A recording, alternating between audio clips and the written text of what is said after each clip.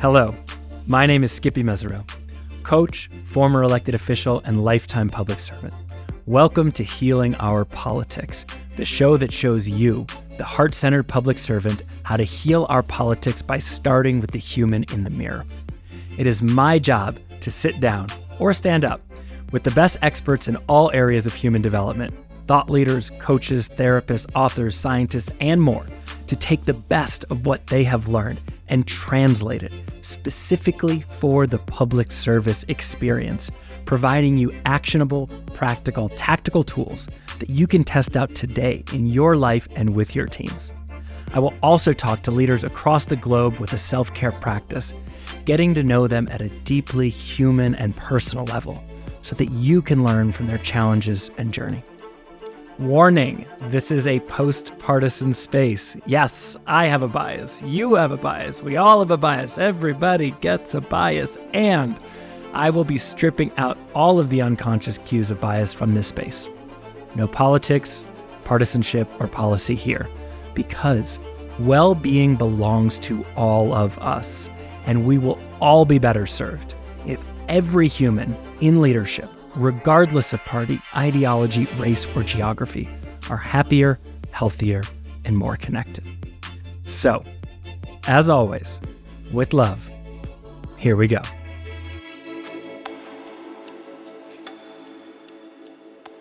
Welcome to the Healing Our Politics podcast, the show that shows you, the heart-centered leader, how to heal our politics by starting with that human in the mirror. And in this episode today, you get a twofer. This is our first three-way episode as I sit down with experts in training public servants, that's you, Lisa Witter and Kimberly McArthur.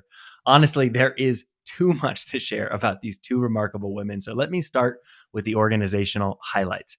Apolitical, a certified B Corp, and the Apolitical Foundation are collectively the largest trainers of public servants in the world. They have trained over 200,000 leaders in over 160 countries. Their newsletter reaches fully 4.9% of global elected officials. The goal is 10%. Their mission is to be a place where public servants learn and connect with a vision of a world where political leaders are one of the most respected roles in society. And doesn't that sound nice to you? It certainly lands with me. As authors of the Mere Mortals Report, The State of Politicians' Well-Being and Why It Matters, Apolitical spent a year studying well-being amongst elected officials across the globe and are leading the world in convening resources, testing new approaches, and doing the work to build structures and partnerships to support you. So you'll want to listen up in this one. Individually, these women are deeply accomplished, but you will have to pick that up in the episode, lest this turn into an hour-long introduction on its own. Suffice it to say that I am wildly honored to share space with these two wonderful, powerful women doing incredible work to uplift other women and society broadly. In this episode, we dig into, well, just about everything. This is a wide-ranging one, folks. Where government is now and why it's not working, the pillars of effective political leadership, global citizenship, the choice to serve internationally and how to think about if serving beyond borders is right for you, approaches to hiring, balancing teams and organizational help, non-zero-sum thinking, how to grow your work through platforming and supporting others, why women's justice is universal justice, frameworks for effective office communication, the distinctions between nice and kind, or SSGs, succinct, specific, generous, for instance.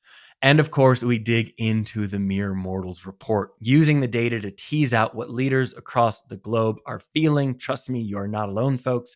The prevalence of challenges, which groups are most heavily affected and why, what the contributing factors are to these experiences, and what we can do about shifting our experience to become better, healthier, happier, more effective leaders together. And doesn't that sound nice?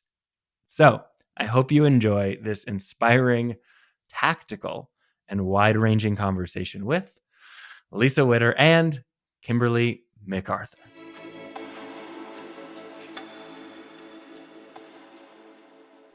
First and foremost, Kimberly, Lisa, thank you so much for being here on the Healing Our Politics podcast, the show that shows you, the heart-centered leader, in this case, this is both of you, how to heal our politics by starting with the human in the mirror. And I immediately notice in you guys getting on the Zoom, the audience can't see this, but the style that you've come prepared for a podcast, which has no video, is indicative of the level of preparation, the owning of yourself and journey, the willingness to step into what you believe is right for you, and the high degree of preparation, focus, and intention that I have seen you both layer through all of your work at Apolitical and Apolitical Foundation.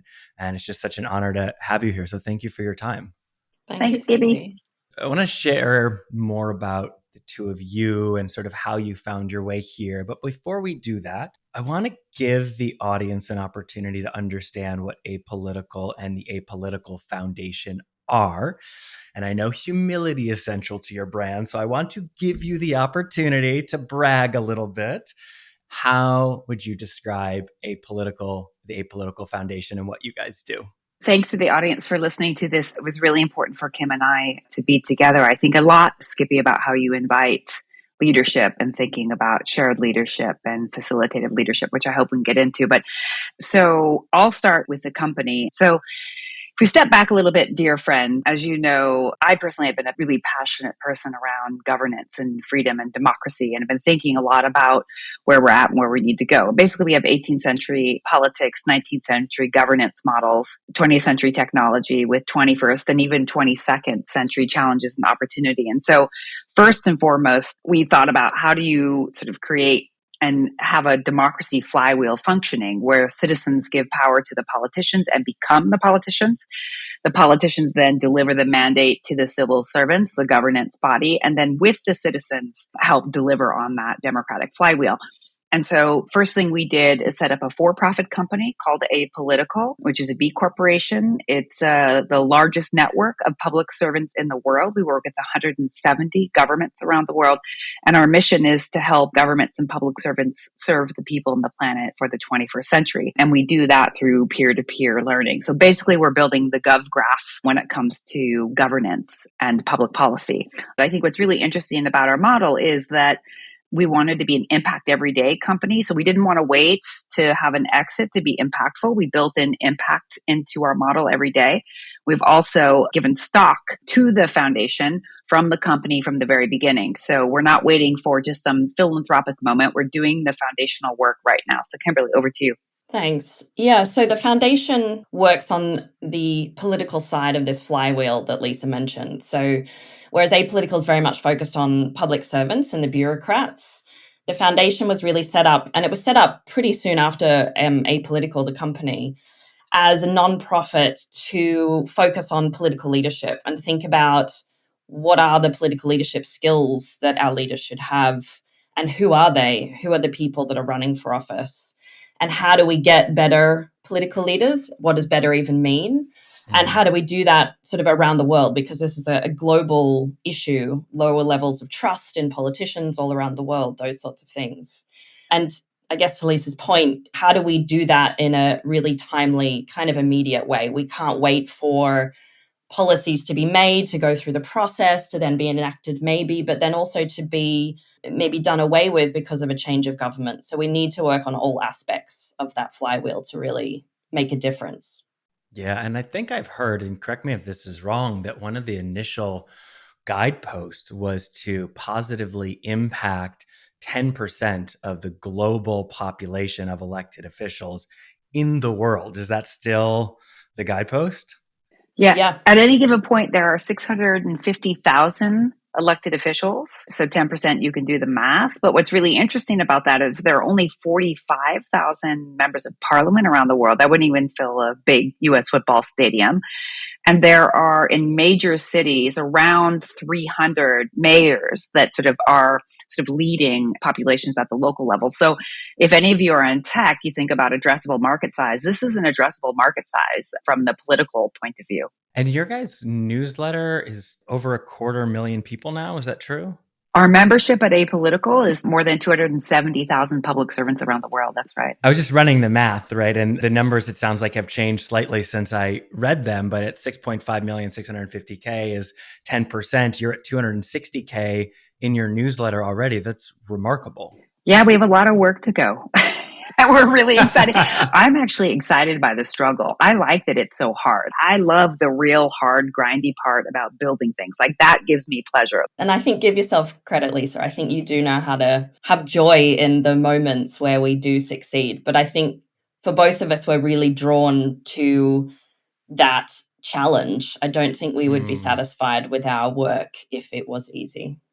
Lisa, I've heard you talk about, I don't know if family motto is the right word, but there's sort of a 3-part statement of how to approach life. Can you share that? Yeah, in our entryway, where all of the smelly shoes from my teenage boys are now, and it's like you have to walk through it, and you're like, yeah, this is cool. They're alive. We have a mirror, and on the mirror backwards, when you look at yourself in the mirror on the way out, it says, "Be kind, work hard, and have fun."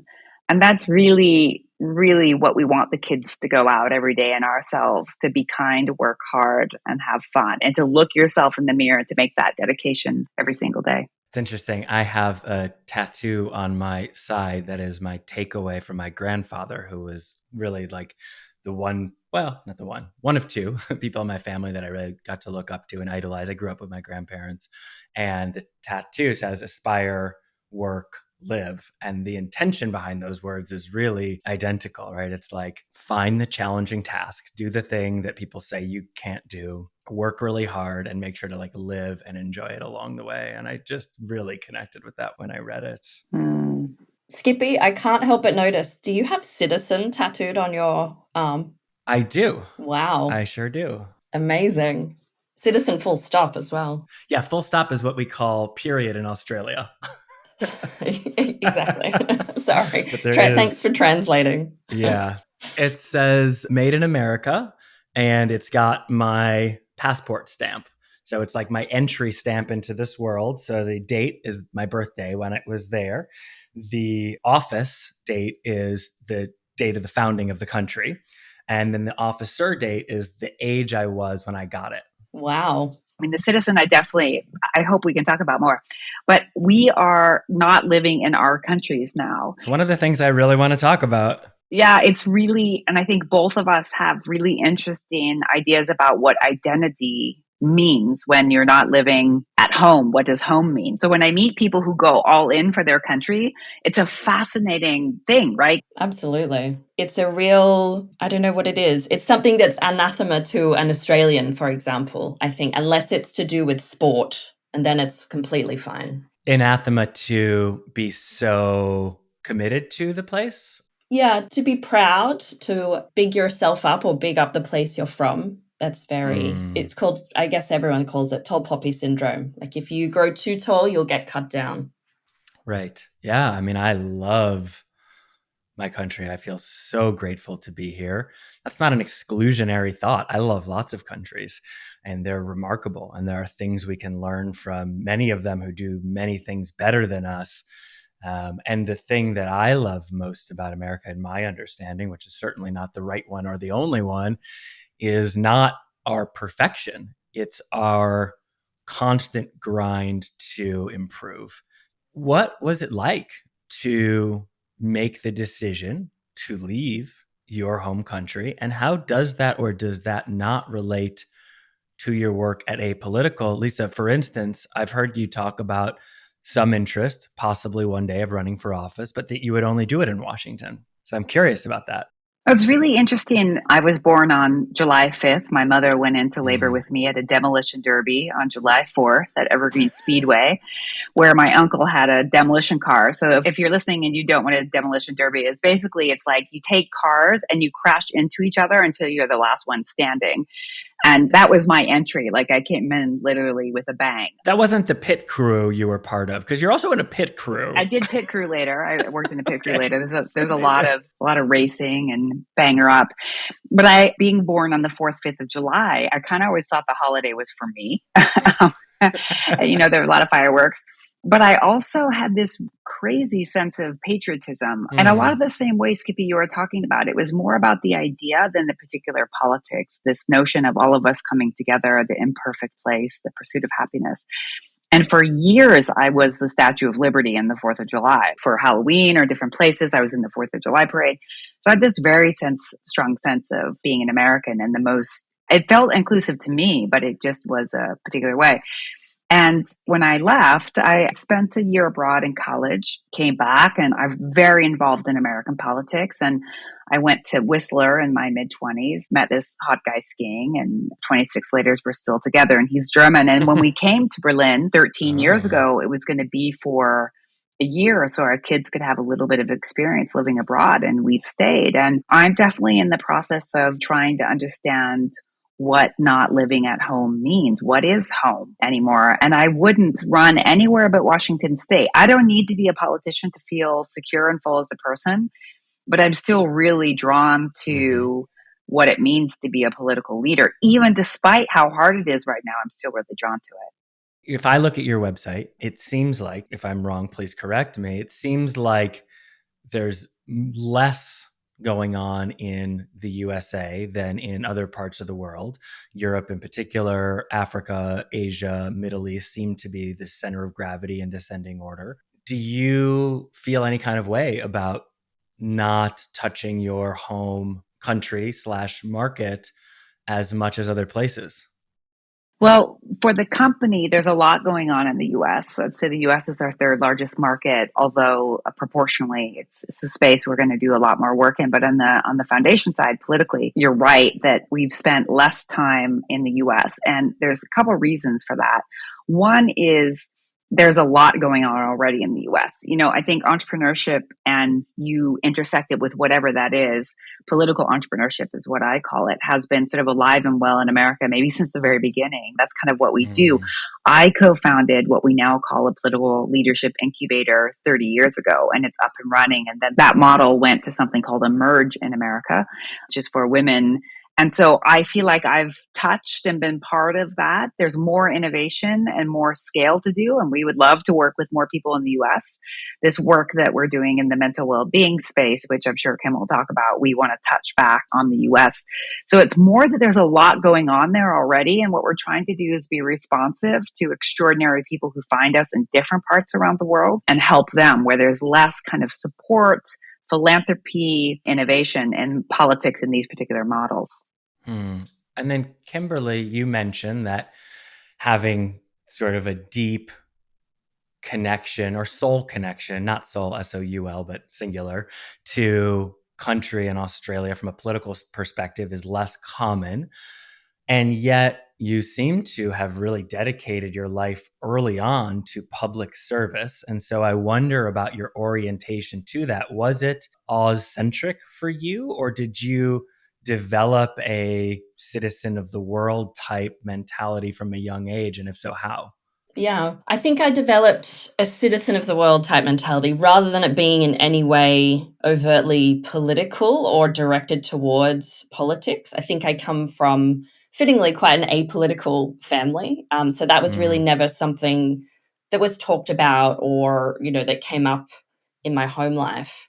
But I think the inspiration for me on that is my dad, who is just the most wonderful person. He kind of raised me. He was my mum and my dad from 16. So my mum sadly passed away. But he was this world traveler, hippie type that went all over the world when he was a young man and just always regaled us with his stories of the different people that he met and the different ways of life. And I think that just gave him such an attitude and an openness to people that I always really admired, that he was really able to talk to anyone and kind of appreciate and accept anyone, because I think he'd had all of these experiences around the world when he was young. So I always wanted to do that as well. And I did. I traveled a lot when I was after high school, during university. I mean, I took 7 years to finish university because I was always off traveling and taking Very breaks. Australian of you. It's very Australian. And for me, moving was not because I didn't like Australia. I didn't think that it had so many great things going for it. And I do love Australia. But I always liked Australia more until I got to Berlin. And I thought, actually, this somehow feels like a place that Hmm. I like more than my hometown or Sydney where I was living. This feels like home. So that was what drew me to live overseas, was just that feeling more than a rejection of Australia or those sorts of things. But I Mm. have to be honest, I was working as a lawyer in commercial litigation when I was in Australia. And I think I was trying to escape that as well, because that was not a career path that I should have ever started, but I didn't want to continue down. So for me, it was a real pause and time to reconsider what I wanted to do with my life. What was it that drove each of you into a life of service, public service? And when did you decide to actually do it? I think a lot of people are wanting to make a difference, but the truth is, when you look at that option objectively, it generally doesn't look like a particularly secure bank account. There's generally not a very clear path. I mean, Lisa, 5 different projects you've had to start. Like most people, starting one project would be challenging. So, yeah, how did you guys find your way into that? For me, I think I've always been really interested in fixing things. So for me, it came from this idea of trying to fix things. And so I think that's why I initially became a lawyer, because that to me seemed like a very obvious way to essentially help people fix things. You'll help them win their civil litigation or win their case. But I was quite disillusioned with that. So then when I moved to Berlin, I was studying and I went and worked first in Haiti and then in Burundi in the nonprofit space, and was really focused on sort of training and thinking about how we can use education to help people and to fix things, how you can improve people's lives that way.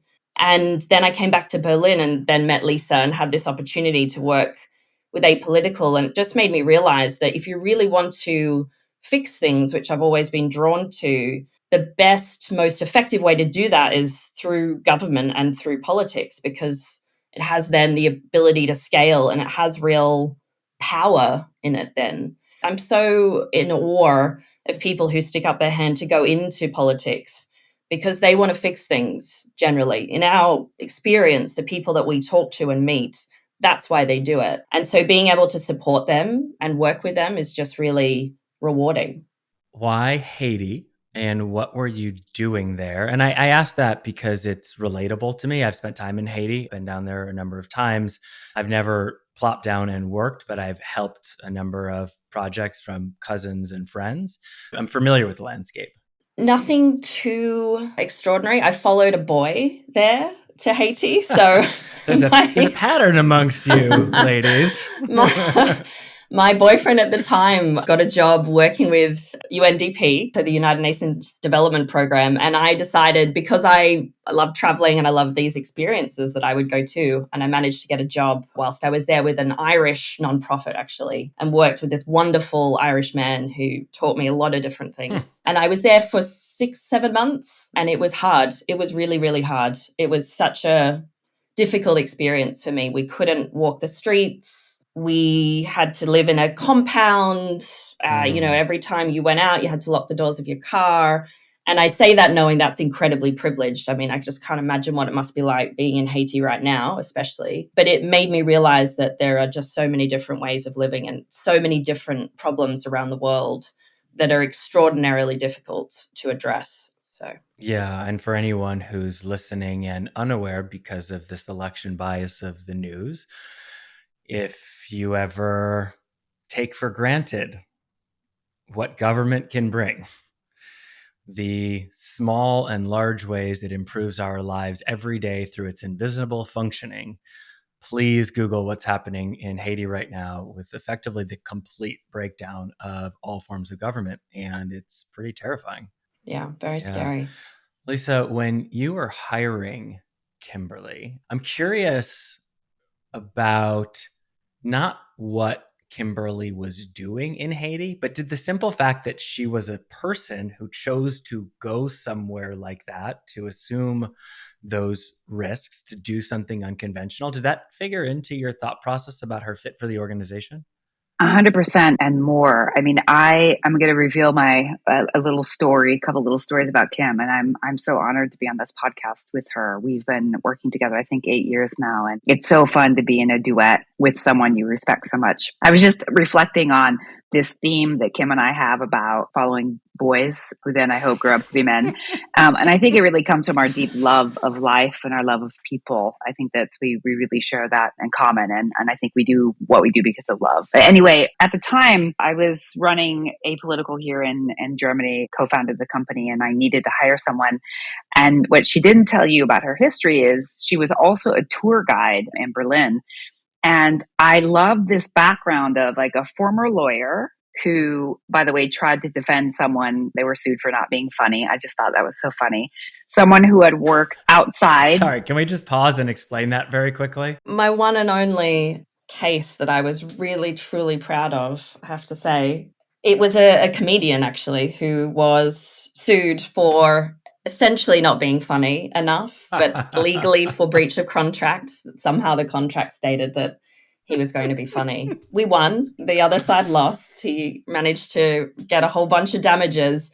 And then he made his next comedy show that he toured around about the lawsuit and about the case. So she had done this lawyer thing, stepped away from it, had this funny case. Then she had done this sort of work in other hard settings around the world. She had done tour guiding. And I was like, this person is just a curious, alive human being. I want to be with curious, smart, alive human beings. And it's funny, she worked for the company, and then I moved over to the foundation, and she went and had a baby in the middle of that. Beautiful Isabel, who's just a firecracker of a creature. I mean, this girl, oh my God, she's fierce. And right as I was moving over, I gave Kim a call while she was on maternity leave, and Kim swears that I was going to fire her. And instead, I said, I'm going to start this new thing. Will you please be my chief operating officer? And what did you say, Kim? I said, hell no. No, I didn't. I said, yes, absolutely. I will go anywhere with you, Lisa. But I did genuinely think you were going to fire me, I have to say. It was the middle of COVID. We were in lockdown. I had a 6-month-old or something. And a lot of the work that Lisa and I had done together at Apolitical was actually this sort of deep engagement with people by running events and workshops where we would bring together people from inside government, people from outside government to essentially work together on a particularly tricky policy topic. So early childhood development or clean air or mental well-being. We were doing it even back then. And I just thought, oh, that's obviously dried up now. So I didn't know what was going on, but I'm very glad it turned out the way it did. Yeah, me too. It's interesting to talk about the transition of adding the additional vehicle of the foundation. And I was wondering if you could kind of take us back through the iterative process. Really, Lisa, that started with you when you were 25. Am I doing that math right? Yeah. So you started 5 individual organizations. And without getting too deep into each one, I'm imagining, knowing you and how you operate, that there were learnings along the way. But there are things that you can do within an organization to shift its focus. And then there are times when you really need to create something new in order to shift the focus. So can you kind of walk us through the chronology of those organizations, what they focused on, and then what you learned that caused you to go to the next phase, taking us up to, but not into the addition of the foundation, because we'll get into that a bit more deeply? One of the things I was thinking about, how bad at decision making I am. And what I mean by that is like, I don't make decisions.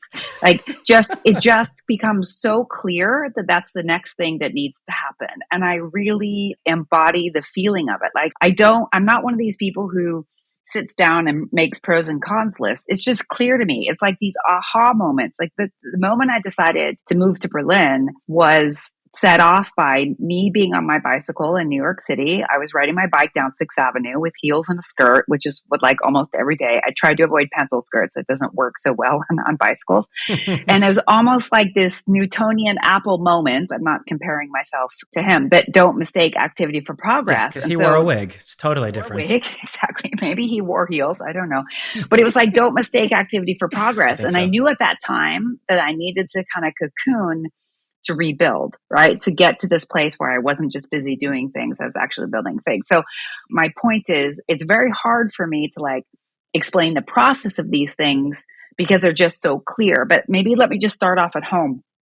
So I came back from university in a weird why in my life. I was either going to go teach English in Japan or go get a law degree. And my mom's like, you'll be a really bad lawyer. And I was like, Mom, how do you know I'll be a really bad lawyer? She's not a lawyer. She made toilet paper for 45 years. She's just, I just have this feeling.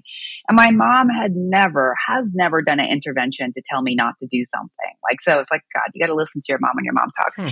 And she's like, I just think you should come home. So I came home and I started working and I started getting involved in local politics because it's so in me to be part of something bigger than myself, and really triggered by my love of winning in sports and my sense of spirituality. If you love winning and helping people, you go into politics. And I realized at the time I was working for a leadership training organization. We were doing deep transformational, we called it servant leadership at the time, work at the Chamber of Commerce. And I was looking at what we were doing in politics locally in Washington State. And I realized we weren't doing transformational leadership work. We were getting people elected.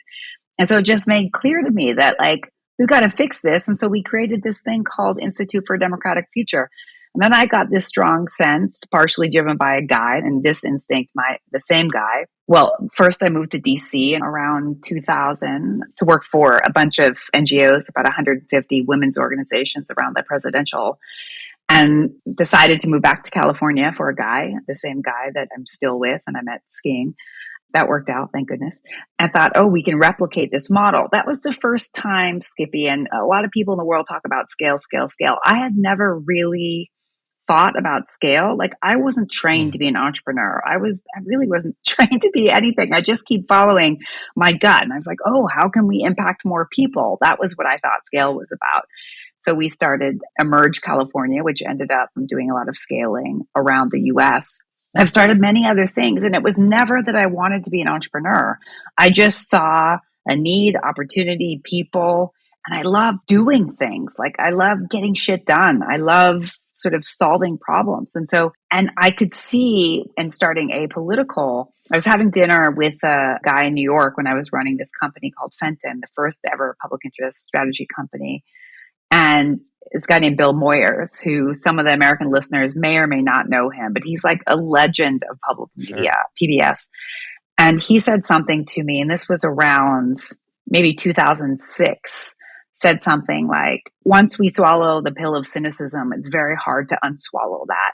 We were talking about sort of our belief in our country, our belief in our politics. This is the US. And I thought, oh my God, there's so much to not be cynical about. There's so much that is working. The context that we were talking about, so many places don't have any freedom, any rights. How do we build on our assets and not just tear down what is broken? That really triggered the beginnings of what then became this partnership with this extraordinary technology entrepreneur, a woman named Robin Scott, who's my co-founder at Apolitical, to really sort of, what are the assets we have in government and how do we build on the assets? How do we not tear everything down instead of build on what we have and fix things in between? So I call myself an entrepreneur because I don't want else to call me, but I just listen to that instinct and follow opportunity and love hard work. How much of your success, and when I say your success, I mean the projects that you want to breathe into the world work, they're received in some way, do you think comes from that hell yes mentality? I ask that and I share that from the perspective of myself. I think where my insecurities or pathologies emerge is on the way to a hell yes, I have like 1,000 little yeses. I like wildly overcomplicate things. And then I eventually narrow it down to what I probably could have predicted in the future, because it's harder for me to discern in some ways what that is. And what I hear you saying, and correct me if I'm wrong, is like, you don't struggle with that. You have a natural ability, and probably a cultivated through succession of successes, through evidence, ability to wait until something is like really pulling you. Do you think that that's critical to your series of successes? I'm going to make a binary that might help prove a point. And I'm kind of going through a deep analysis of who I am and how I work right now. Like every 10 years, I go through that. It's what brought me to Berlin. But I think there are kind of two types of people. There are people who make simple ideas and complicate them, and there are people who take complicated ideas and make them simple. And I am either because I'm not that bright or I'm just so focused on the inspiration and the opportunity that I first take complicated ideas and make them simple and shiny. I really can see, okay, we don't have to figure out all the details now. That we can figure out later. But if we have us shining toward the same light, going toward the same place, believing in the possibility, having audacious joy about it, then we'll figure out the details along the way. And I think that's been my accidental superpower, is like not overthinking the details. That can be a problem down the line with execution, right? You have to have things worked out. It's why I hire people like Kim, chief operating officers, who has a lot of audacious joy in her too. But a lot of the details, the business models, that is not my superpower. I can get into the weeds operationally, but my superpower is much more taking this complicated thing and making it possible. Like, we can do this. Because I didn't come from super educated people, because I don't have a PhD in any of this, sometimes in my journey, I've been like, well, I don't really know what I'm doing. And I overcompensate and I read more than everyone and I listen more and I study more and I show up more prepared. And now I'm kind of letting myself go and just like trusting this is what I'm really good at. It's okay to be really good at that. I don't have to like have a chip on my shoulder that I don't know everything about everything. I can just own that I know enough. That's what you need. You need to know enough and you need to know what you don't know and then be that conductor, right? So, Kimberly, I'm curious from your perspective on the other side of that, how does that core DNA trait of making the complex simple show up in the organizational culture or in, say, a project, if you could make it specific, at Apolitical? And one of the other things you talked about earlier is shared leadership. And so what I'm hearing Lisa say is you guys are complementary in some way. And what I'm inferring from that is, in this way, she's sharing leadership with you on some of the back end stuff. So I'd love for you to talk about how that presents. And if it doesn't, this will be a great time for a peer-to-peer intervention. I'm ready. Give it to me, Kim. Yeah. I've waited all this time, Lisa.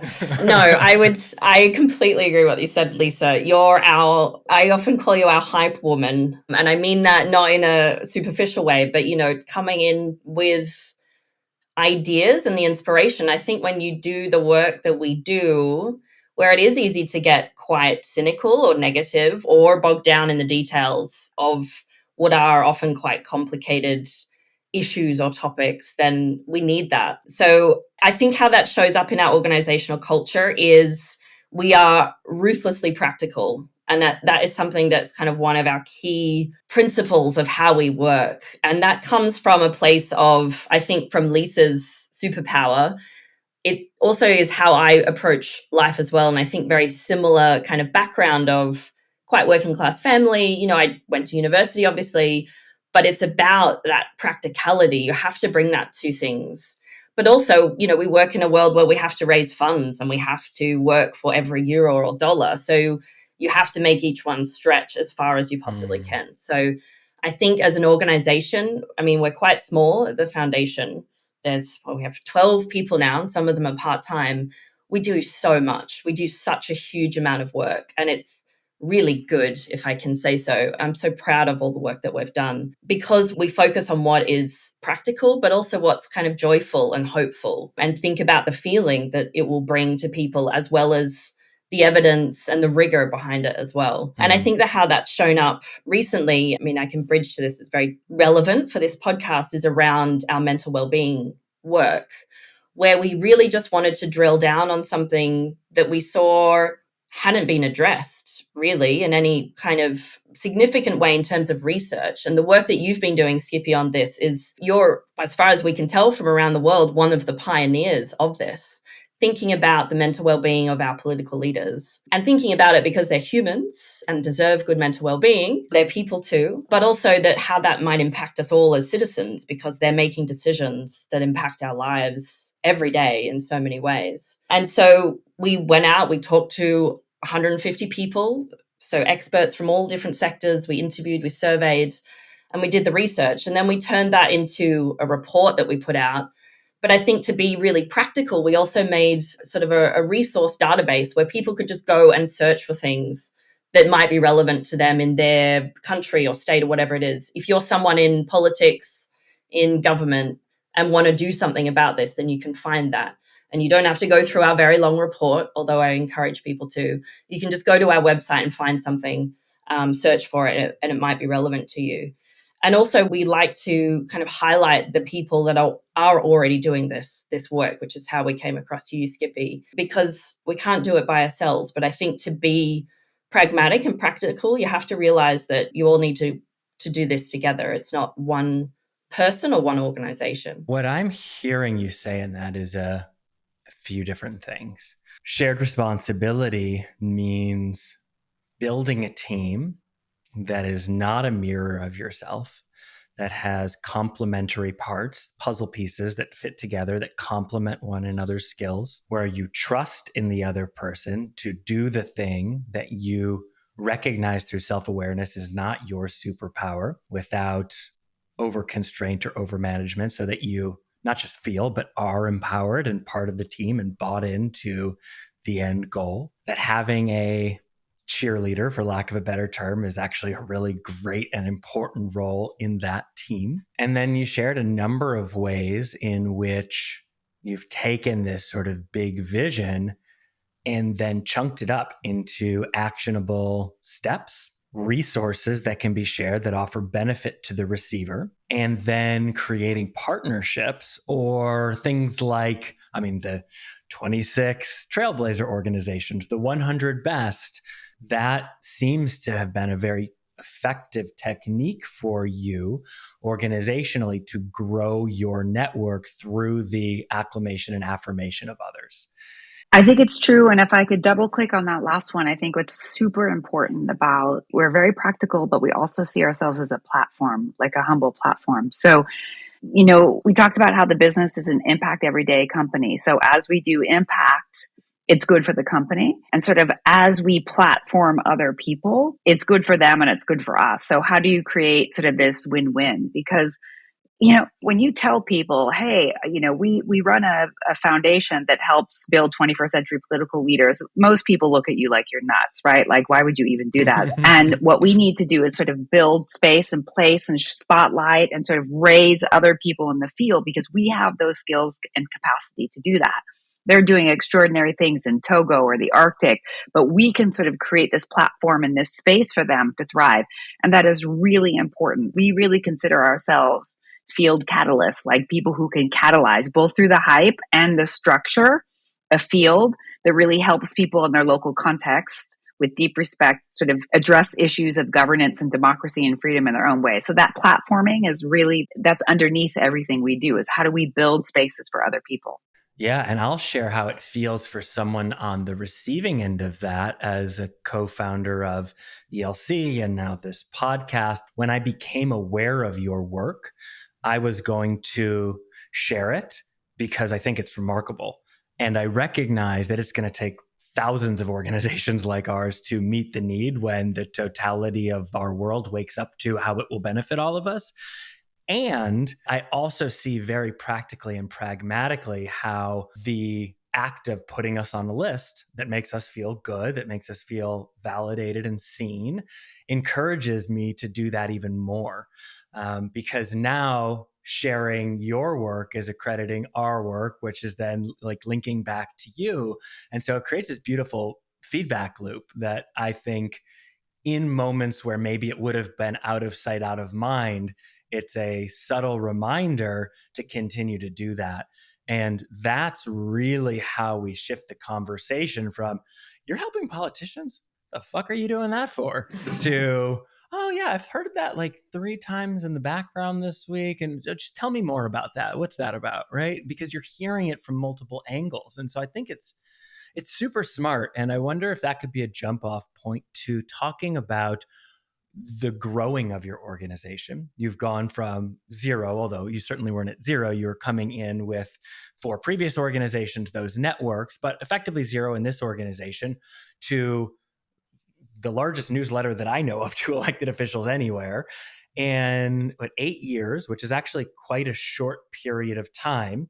So if you were to identify the contributing factors to that, both the daily grind contributors, what are the things that you do every day that don't yield big turnover, but if you continue them will make sure or close to ensure that the trajectory is up and to the right. And then some of those phase change choices, where it may have been those, like the creating of the list of the top hundreds, where you were able to grow fairly rapidly, fairly quickly for a single input. Really, it's this combination of relationships and practical use and platforming of what we do. So, I think back about all the people who have helped us along the way build Apolitical, and there are so many, both the foundation and the company. And I think what that comes back to is just such like a first principle about life is be genuinely loving, kind, and curious and generous to people, not because you're ever going to need them, because it's the right thing to do. And if you're building something meaningful, they're going to show up for you, right? And I just think about how many people have showed up for us in so many different ways, whether that's investors, whether that's someone who put us on their newsletter, whether that's donors, whether that's politicians who lent us their name early on, whether that's someone who opened the door, whether that's a journalist. I think so much of the success of what we're doing is a really good idea and really good execution. But the reason why people really love us is because we have this open heart and generosity about it. I know that sounds super hippie, but it's true. Let me just tell you a quick little story. When Robin and I decided to co-found Apolitical, we were trying to figure out what is the biggest pain point we can solve for public servants around the world, these bureaucrats, right? 200 million of them, 200 million public servants.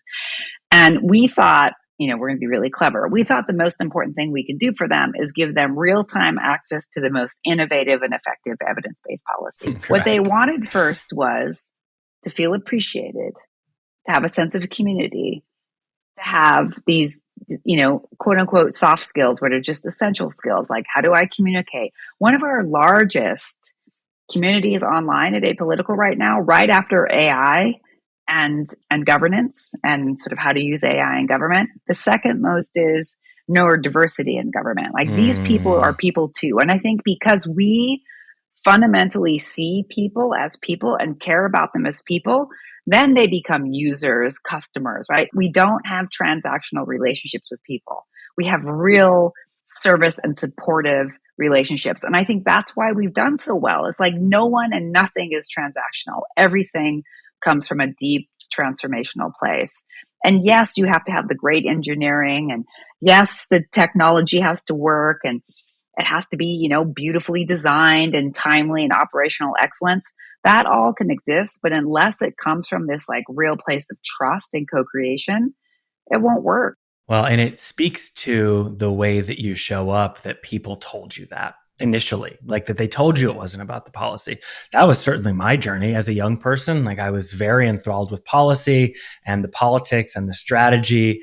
And I thought that was it. We've just got to create these great policies and then great systems to force and cajole and push people into doing them.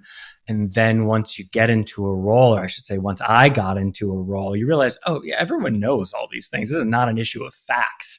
These are very human problems. These are problems of personalities, of fear of speaking out, of not fitting into the group, of being personally threatened, fearing for your children. Little things that are not very little. Like, can I go to the grocery store and have it take less than 6 hours? And that's a little bit hyperbolic, but not really. Unless you like forcibly end a conversation and leave, you really could be there that long. And so it really is that softer stuff. And the fact that people told you that right off the gate tells me that they knew they were in a safe space where they weren't under the microscope, where you weren't going to go criticize them publicly or out them for not being good at their jobs or being weak or all those other things. And I think that says a lot about the organization. And the other thing I just want to comment on is you talked about non-transactional relationships. The other reason to just be kind is it feels good. Yeah. It just feels so good. And I hope one day we're in a place where we don't have to say, oh, it sounds hippie. And it's just like, this works. You're going to feel better. You're going to sleep better. You're going to enjoy your time with your family better. You're going to be better at your job the next day because you're going to have come from a day of wins rather than losses. I was out on a run 2 days ago, and this is now telling this is going to ruin this for me, but I was out on a run in New York City, and I was just crossing an avenue. And there was this adorable little old man in a wheelchair who really looked like he was struggling, and the light was about to turn. And you never know what's going on in someone's life. But I was just, hey, do you need a hand? And he was like, yes. And, I just turned and got him halfway across the street and ran back across. And that was it. I'm telling you, I felt so good for 48 hours. Yeah. It's just like something simple. I just did the right thing. And that guy's smile, I can still see it. Kim and I talk a lot about this, like the difference between being nice and kind, though. Totally. Because I think this is really important. What is the edge of kind that actually propels humanity forward? So, Kim, I have a feeling you might be thinking the same thing. I was going to say the exact same thing. This conversation we've had so many times and trying to differentiate kindness from being nice. I think it's maybe easier to be nice because it's somewhat, and I think there was an article maybe that you shared, Lisa, that we read, and we were just thinking about this for the team as well and just how we show up. But it's somewhat easier to be nice because that is in some ways kind of a selfish act. Like you are being nice because that makes you feel good only. Whereas kindness is thinking about the person that you're directing that towards or the people. It has this kind of human-centered focus and you're putting the audience at the center, let's say. And it requires a little bit more nuance or a little bit more thought to go into it to say, what does this person actually need right now? What is it that they want that will make them feel happy or motivated or whatever it is? Not what I want to do or what I can do or what will make me feel happy about myself. And I think that's a skill that some people have naturally. And for others, it's something that you have to learn and you really have to be conscious of and adapt to. The thing that popped into my mind is you're sitting at a mall in a food court and someone says, hey, would you take my picture? And they've got some food on their face. Nice is they ask you, like, how do I look? And you're like, oh, honey, you look great. You take the photo, you walk away, and to your friend, you're like, did you see that person? What a slob, right? It's not honest. It's not true. Kind is, sure, I'll take the photo. And hey, would you be open to me sharing something that might be a little uncomfortable but would help you? I would. Okay, so there's permission. I've respected you as a human. Hey, you've got some food on your face. Do you mind if I give you a napkin to wipe that off before I take the photo? Absolutely. Sometimes you have to be a bit harsh or what might be interpreted as harsh to be kind. One of our favorite sayings is clarity is kind. And then the analogy to that is clarity creates velocity. Well, Skippy, we think a lot about that inside the culture of our organization and throughout it. And so does Robin Scott, the co-founder of the company and the foundation. I mean, all of us spend a lot of time thinking about our own mental models, how we show up. We're not perfect. I mean, I get tired. I sometimes get lazy. But one thing that's really helped me is I have a background in applied behavioral science. So I think a lot about how communications hits the brain and how do you move people from a state of threat to a state of openness. Not manipulating at all, but like asking for permission, being really open and clear about it. And over COVID, one of the things I did is finally went and got my brain-based neuroscience coaching degree. And it was really helpful. And if there's one thing I took away from it was this, it's called SSG, which is how to be succinct, specific, and generous in conversations with people. And I find that really helpful in being kind because generosity is saying, hey, I don't understand what you just said. And I don't think that's going to help you in this conversation with the next person. I really want you to go back and think about how you might formulate that. Would you be open to that? Might I help you? Might you come back to me and try it on me again? And so this succinct, specific, and generous. And what I find fascinating, just to go back to this notion of healing our politics, we spend so much time. We did some analysis that in the United States, I think it was in 2022, corporations spent like $89 billion on the professional development of their staff. Everything from these quote unquote soft skills to the hard skills. And we look at the amount of professional development, leadership training, inner development work, wellness work for our politicians, the people who make decisions about our lives, how we spend our money. There's basically nothing. And I'm not equating inner development work or skills development only with money, but it says about what we prioritize. And I think we really need to build a movement to say, in a representative democracy, we put extraordinary people forward who raise their hands bravely. Now, some of them shouldn't be there. They're egomaniacs. I agree. But the majority of people who raise their hands are people like you, Skippy, who deeply care.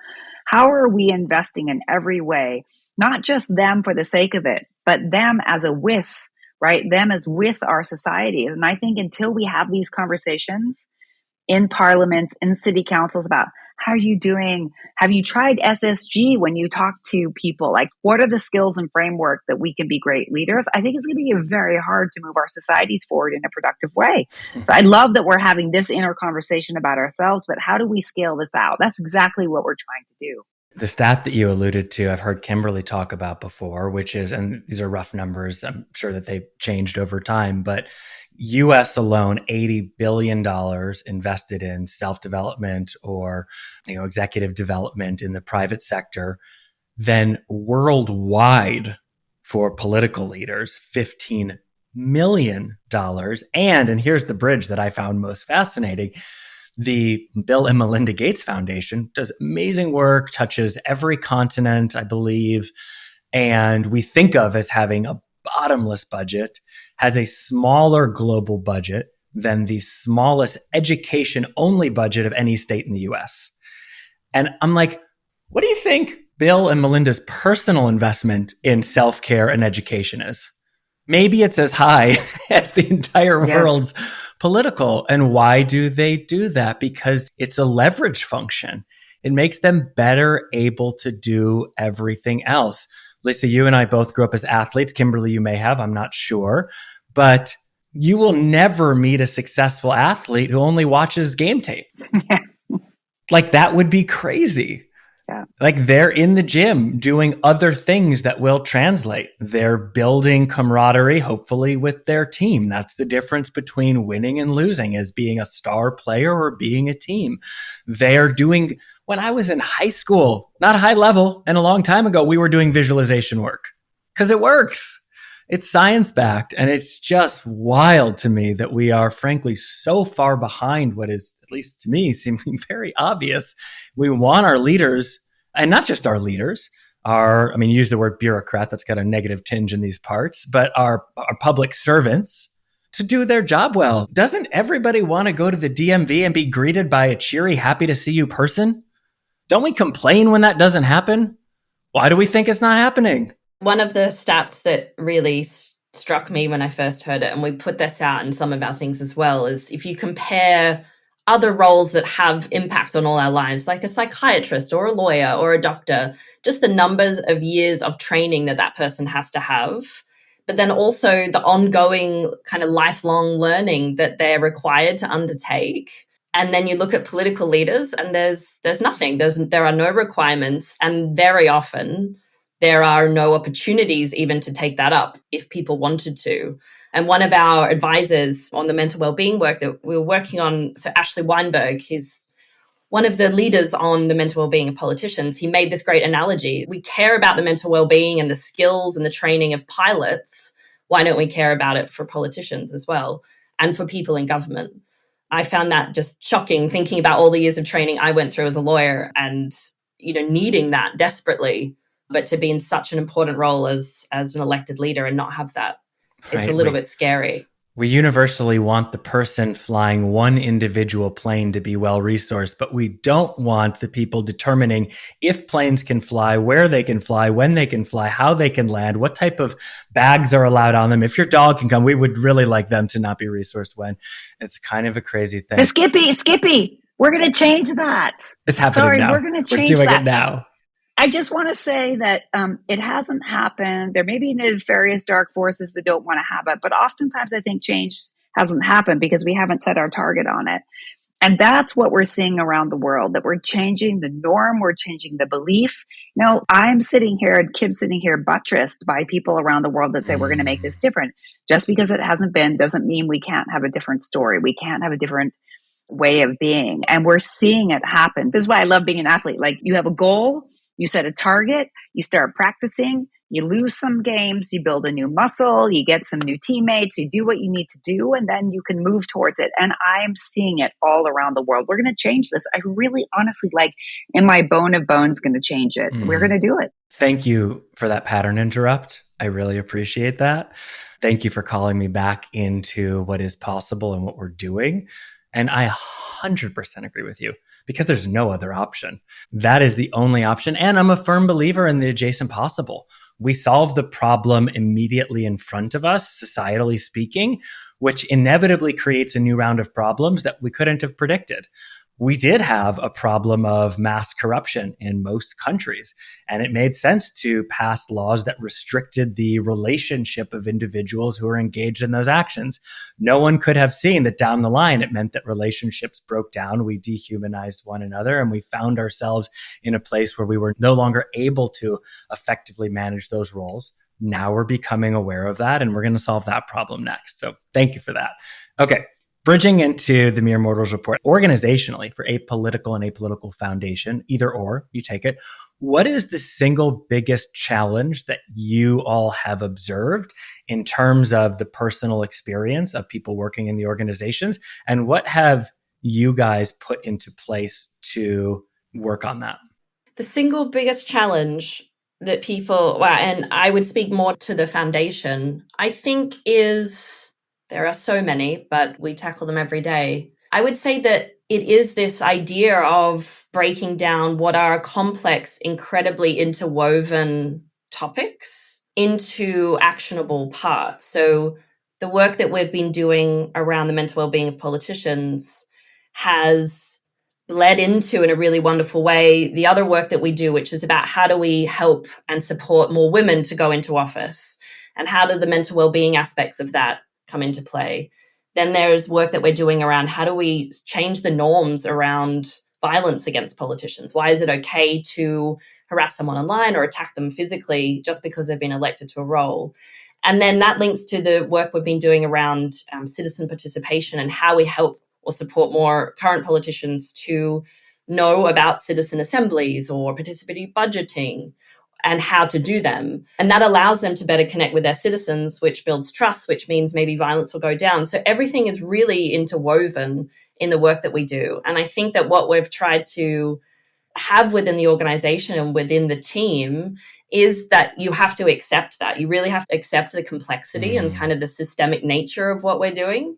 But that then you break that down into really what can be boring, although some people find this really exciting, work plans. It's a spreadsheet. And you look at that and you work through that. But then you have to step out every so often of that spreadsheet to say, this is the big picture, this is the system that we're changing. And then you go head down back again, because it's not either or, it's not one or the other. It has to be both. And I think when we hire people and when we work with people and when it works really well, is there people that can do that switch, that sort of detailed to the big picture, knowing that everything is really tightly woven. So what I'm hearing in that, at times it can feel difficult to parse out which constituent part of a larger goal is the right place to go. Where are we meeting people? Where are we connecting or not? What's going to be understood or accepted? How will these things go together? And from the interpersonal experience, that can feel confusing, overwhelming, destabilizing. It could lead us to question if we know what we're doing or if we're right or if our skills match this highly complex ecosystem that we've found ourselves in. And the way that you've chosen to address that is severalfold. And I always go back to the way I think about mental health, which is the state of being aligned, connected, and safe with self, others, and environment. That is the state of being mentally healthy, is aligned, connected, and safe. And so when we're disconnected, when we're misaligned, or we don't feel safe, either within our own head, external world, or with others, that's when we see the presentations of those challenges in the form of initially stress, anxiety, and then it can build into more significant or extreme presentations. What I'm hearing first is you're really focusing on alignment. So you're hiring people into the organization who have the skill set to deal with some of that known ambiguity. You are cultivating a sense of safety by aligning expectations, including to the unexpected, the unknown, the known unknowns. You're making it safe and normal to not have an answer to that organizationally and within people. And then you're helping connect the dots by strategically crafting time and process so that people can both be in the micro of the constituent parts, the macro of the larger conversation, and be working together with their various skill sets to bring those things into focus as you iterate forwards. Am I getting that correct? Is that true? You put that much better than I did. I think that sounds exactly it. And I think what we have to remember is we're not perfect. We're all people who have various things going on in our lives as humans. And so we're always going to be learning and trying to improve that type of process. But that at least if the intention is there and the awareness that needs to happen, for me, in my experience working in other workplaces where that awareness wasn't there, you've already gotten a huge way down the line to that really working well. But I think that humanity and knowing that we're people and that we can bring that to the workplace is really key as well, because you have good days, you have bad days, you have various things going on in your life that do affect how you work. And I think in many places that can be ignored. And so performance changes over time. And I think especially, and this is something, maybe this is too much information, but something we've talked about a lot, we're a women-led organization. So we've been talking about how our hormones impact us.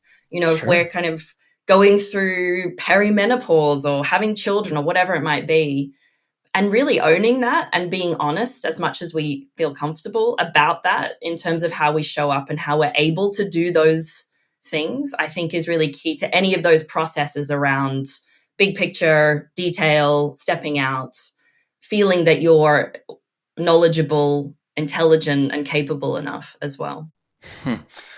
Yeah. I mean, it's such an important thing. And it's a huge part of being a human and a woman. I was having a conversation on the subway recently, which is news to me.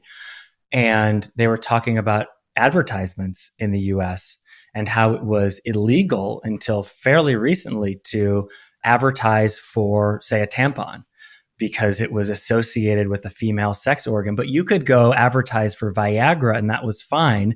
And when trying to figure out how that was the case, I have a close friend who runs a female healthcare product line. And this is like very recently. And their justification in law, codified in law, was that a man's erection was required for procreation, but a woman's pleasure wasn't. And so it was understood under like the auspices of biblical law that anything that was in that region for a woman. And you hear that and I just recoiled. I had never thought about it. As a privileged man, I'd never crossed my mind that I hadn't seen one of those ads. But I can imagine very strongly in this moment, had I known that, how that would infuriate me. And the idea that that wouldn't show up in every other part of my life. We have two investors, Wendy and Christina, who started something called the Case for Her. And they invested in Apolitical because they really see sort of period justice or menstruation justice being something we really need to think about. And there's a lot of work, and this just goes back to politics, around you need to have people representative from all types of life, either as politicians or engaged in the political process, or else it's not your fault, Skippy. You don't think about our periods, right? That's not who you are. But what is we're all obliged to is to make sure that we have representation around the table of all different types of life. I mean, one place we see massive underrepresentation, and Kim and I are doing work on this right now, is in people with all types of different abilities or disabilities. We're not seeing them around the table. And in places like Europe, if you're sitting in the US, we have this great movement called Americans with Disability Act, which means there's curb cuts and elevators and access to bathrooms. You come to Europe and none of that exists, right?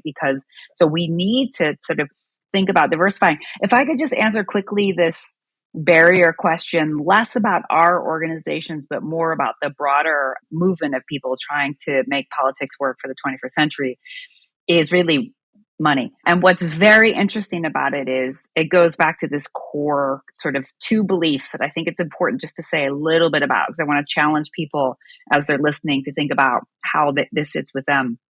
So the first is we get things like, oh, politics is so broken, you can't fix it, right? The cynicism that anything can be different. And so we've been doing a lot of work around how to break down cynicism. So 3 things that you can do to break down cynicism that we try to do in our work every day.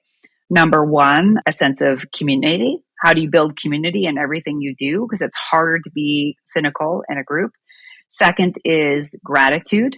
So if you have cynicism and gratitude, that can help. And the third is joy. And so everything we think about, like how do we do gratitude? How do we do joy? And how do we do community? The next thing we hear why people won't give us money is that why put good people in a broken system?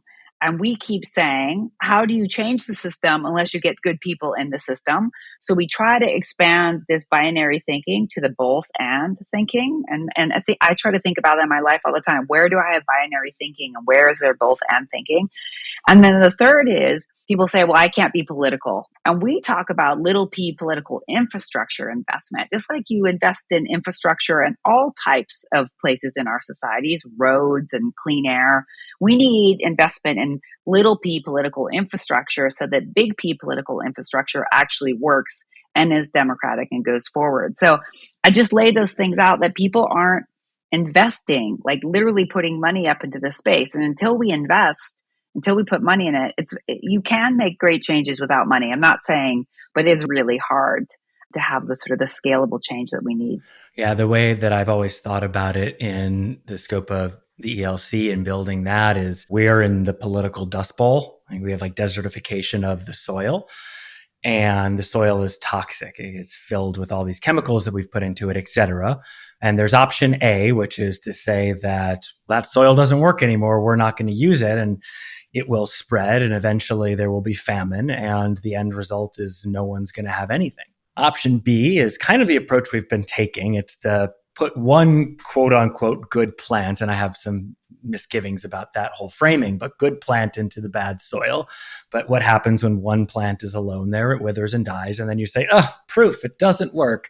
Or you could do what we actually did, which is regenerate the soil. But you need a critical mass of new plants at the same time. And when you do that, you can introduce nitrogen back into the soil. You can regenerate it. And over time, if you start at the ground level, in this case being like local politics where things aren't quite as corroded, although that's going the wrong direction at this moment in my observation, that grass moves up to the brush level and eventually up into the old growth forest level. And we'll look back 25 years ago, having seen the seeds we planted. I love that you mentioned that. We had a really similar metaphor for the work that we were doing around seed, soil, and gardeners. Mm-hmm. And I think just to add on to your metaphor that you painted beautifully is also, how do you find the gardeners? How do you find those people already in that system that are supportive, that are reform-minded, that are doing the good work? Because we know that 6.1 million elected leaders around the world, the vast majority are doing good work. How do you find them to help them ready the soil and help those seedlings and things to grow into the things that we need them to? And now a quick break from our sponsors, and we'll be right back to the show. This show is supported by Elected Leaders Collective Foundation silver level donor Stephen Wicks, local legend here, and good buddy Sean McAllister at the gold level. Thank you for your contribution. We could not do this without you. If you want to hear more of this type of content, you can support our work by going to electedleaderscollective.com and clicking the donate button. The Healing Our Politics podcast is brought to you by the Elected Leaders Collective, the first leading and most highly recognized name in mental health, well-being, and performance coaching for elected leaders and public servants, designed specifically for you. Now, don't be fooled by the name. The Elected Leaders Collective is not just for elected leaders. It is for all public servants, staffers, volunteers, government, nonprofit, whole organizations. This is for you. If you are filled with passion for improving your community and world, but are tired, as I am, of the anger, stress, and vitriol, if you find yourself banging your head against that same wall, struggling with the incoming criticism and threats, arguing with colleagues who are supposed to be on your team, and questioning if it's even worth it anymore, then the Elected Leaders Collective programming is specifically for you. With the Elected Leaders Collective, you will learn to become a hashtag political healer, building the authentic, unshakable confidence and courage to stay true to yourself through the anger and pressure, while cultivating the open, empathetic mind to meet others with the curiosity, compassion, and kindness necessary to respond to threats, improve challenging relationships, de-escalate conflict, and bring people in your community together to solve real problems and get shit done. You'll reduce stress, anxiety, and overwhelm and become a more effective leader while having time for your family, yourself, your health, and your wealth, sleeping well at night, and showing others they can too. Now that's leadership. Healing Our Politics listeners receive 10% off all Elected Leaders Collective services using the code hashtag Political Healer. Use it today and become one of the brave political leaders healing our politics. Use code hashtag Political Healer by going to www.electedleaderscollective.com and starting today. That's www.electedleaderscollective.com and starting today. So you talked about that which is unseen, and I think that's a great end to the Mere Mortals report. I'd love for you to first just open it up with what is the Mere Mortals report? How did you choose the title? And then what are some of the things unseen by most that are contained within it for someone who hasn't read it? So the name of the report that we put out after about a year of research is Mere Mortals, the mental well-being of politicians and why it matters. And the name Mere Mortals came from our wonderful colleague, Rebecca Eisen, who wrote the report with me after our research. And she is just this phenomenal wordsmith. And so she came up with that, and it has really stuck, and I think is incredibly apt for what's inside. So, as I said, we spent about a year researching the state of mental well-being, the different aspects of the role of being a political leader that will impact mental well-being. And so we interviewed, surveyed about 150 people from both within politics, but also occupational psychology and political scientists and people in political parties about this topic and in different places around the world. And we wanted to see what we could learn from around the world and actually how we could apply that and adapt that to the US context. So that's where kind of the funding and the support for this work came from an organization called Robert Wood Johnson Foundation, who are really forward thinking, I think, in that sense of how do we think about the mental well-being of politicians, because it could well impact the mental well-being or the well-being generally of their citizens and their communities. What we found, which was fairly disturbing, I would say, is that 41% of the politicians that we surveyed had low or very low mental well-being. And we used a scale that's been used in many other professions around the world. So in doctors, it's been used with nurses, with emergency services employees. It's been used in whole countries. So we could compare, but it had never been used to measure the well-being of politicians. And 41%, so that's worse mental well-being than police officers and ambulance officers, nurses during COVID. And what we discovered at the same time, though, was when we asked political leaders about their functioning and what aspects of their job were suffering because of this lowered mental well-being, very few reported, and it is self-reported, that they weren't showing up for their constituents, that they weren't voting, they weren't standing up to speak. So it shows this incredibly high-functioning group of people, but who are really struggling.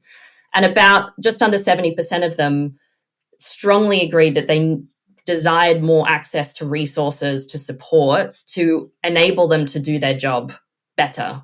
And that was very much the sort of the words, or the sentiment was, this is a privileged position. I get to serve my community, but I don't think I'm doing the best job I can because I work 70 hours.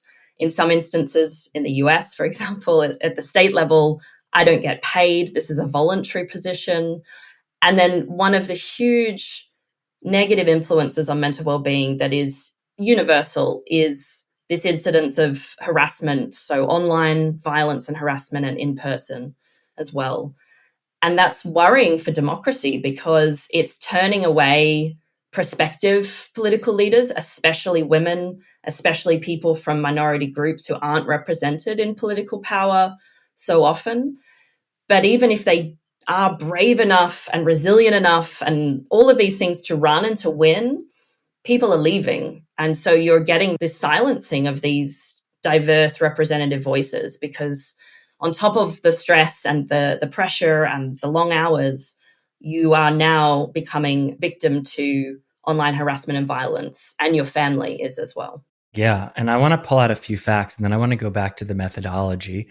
70% of people said that they were less likely or unlikely to run because of fear of those things that you mentioned.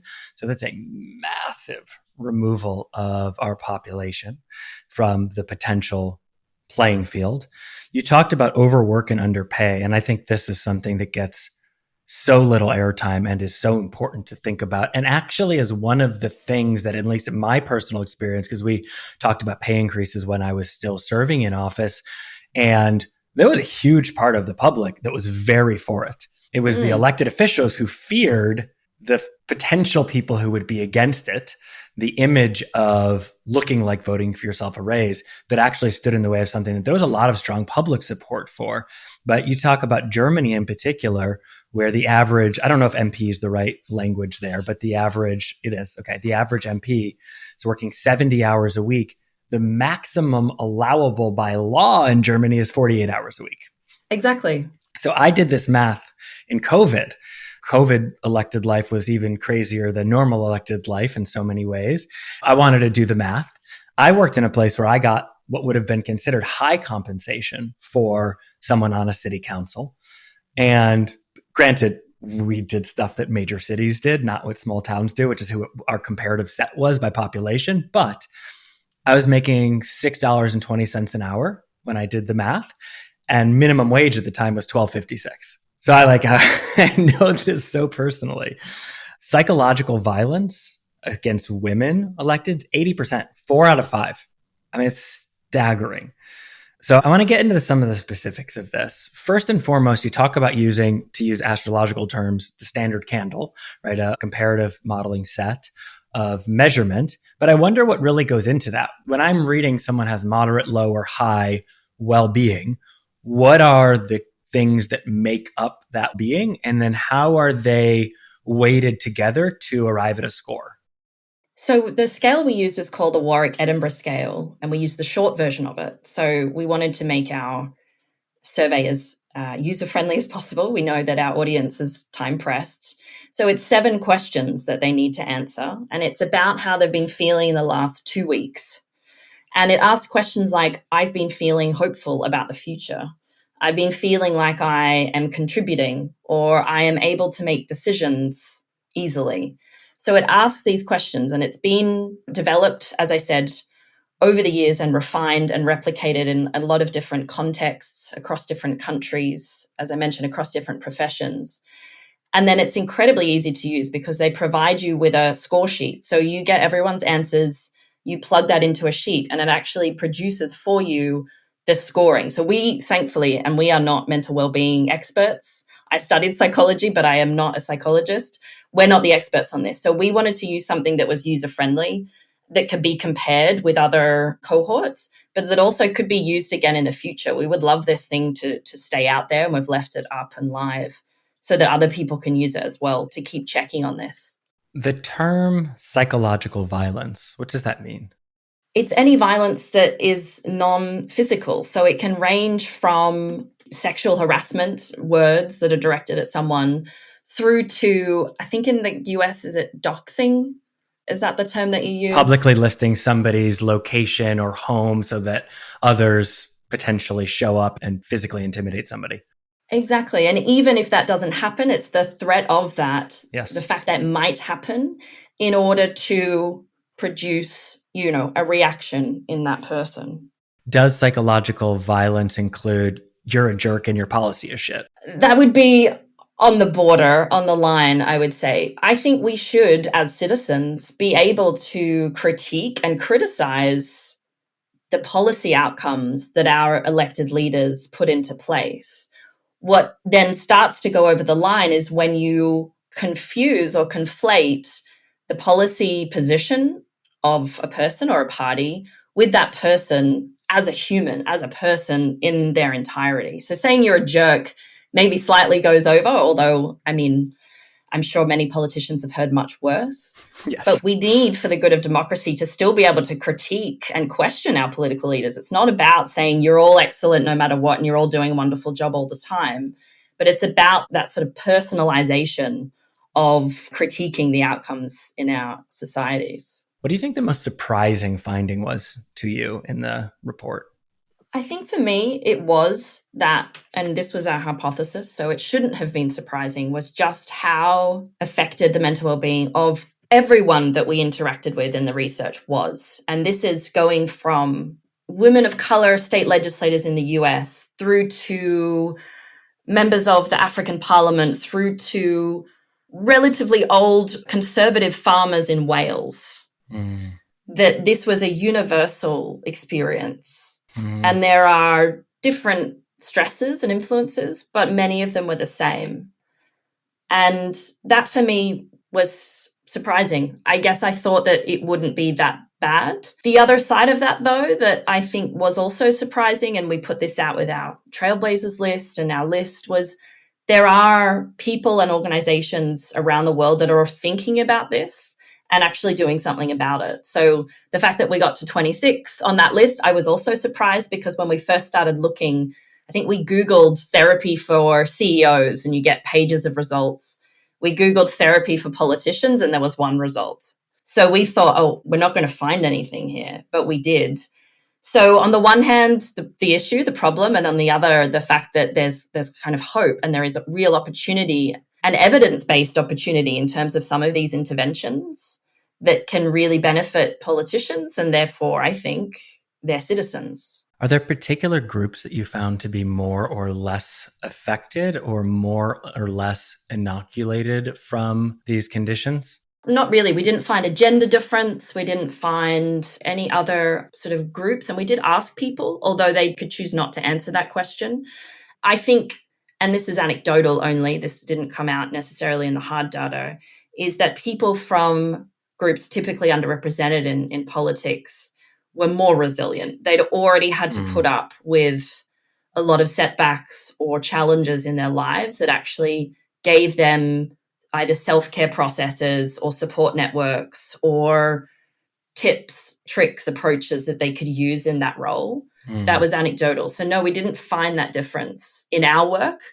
There's been some other research, again, from one of our academic advisors, that showed that in certain places, certain parliaments around the world, women just have a higher emotional load that they are required to put into the role. So I think it goes back to a lot of stereotypes around caregiving, around taking on unpaid tasks like being the note taker or being the secretary, or naturally being empathetic and listening to your colleagues and their problems. And that was James Weinberg in the UK. But we didn't find anything vastly different in our group. Now, there are pretty significant differentiators in terms of the initial conversation around this country to country. The UK has an entire mindfulness process with their MPs. It's basically a decade in. In the US, it seems this conversation started 48 months ago. I wonder if the data demonstrated implicitly the efficacy of those efforts. Did we see better well-being amongst politicians in the UK or places where there were pre-existing resources than places that didn't have resources? Not in our work, and I would say not yet. I would say that despite the fact that in the UK, for example, it does seem to be much further ahead. It has mindfulness training within the parliament. It's a less polarized issue to talk about as a political leader, although there's still very much stigma associated with it. There hasn't been a huge amount of action. There's been a lot of awareness raising. And I think also societally in the UK, there has been over the years really good public mental health and wellbeing campaigns. So the everyday person just has the language to talk about mental health and mental wellbeing in a pretty sophisticated way. They know how to name their feelings. They know how to name certain conditions. And that's just very accepted. And I think that has actually influenced the politics there. But it doesn't mean that a huge amount of action has taken place. The mindfulness in Parliament is a huge step forward, and it has a lot of scientific evidence to show that it does help. And I know that group that is undertaking that work, the Mindfulness Initiative, is expanding that to other parliaments around the world. It's interesting because you never know. I'll give a weird metaphor, but affordable housing is an issue pretty much everywhere in the US right now. And as far as mountain towns like mine look, we are far and away the highest density per capita of affordable housing, any mountain town. I mean, we're far outstripped and we started way earlier. You could think then, oh, well, so the housing problem must be less. And it's not the case. It's just as bad. Well, okay, how does that all make sense? The problem arrived here earlier. So we started on a solution earlier and we've sort of kept up as the problem has increased, the solution has increased, but we haven't really narrowed the gap.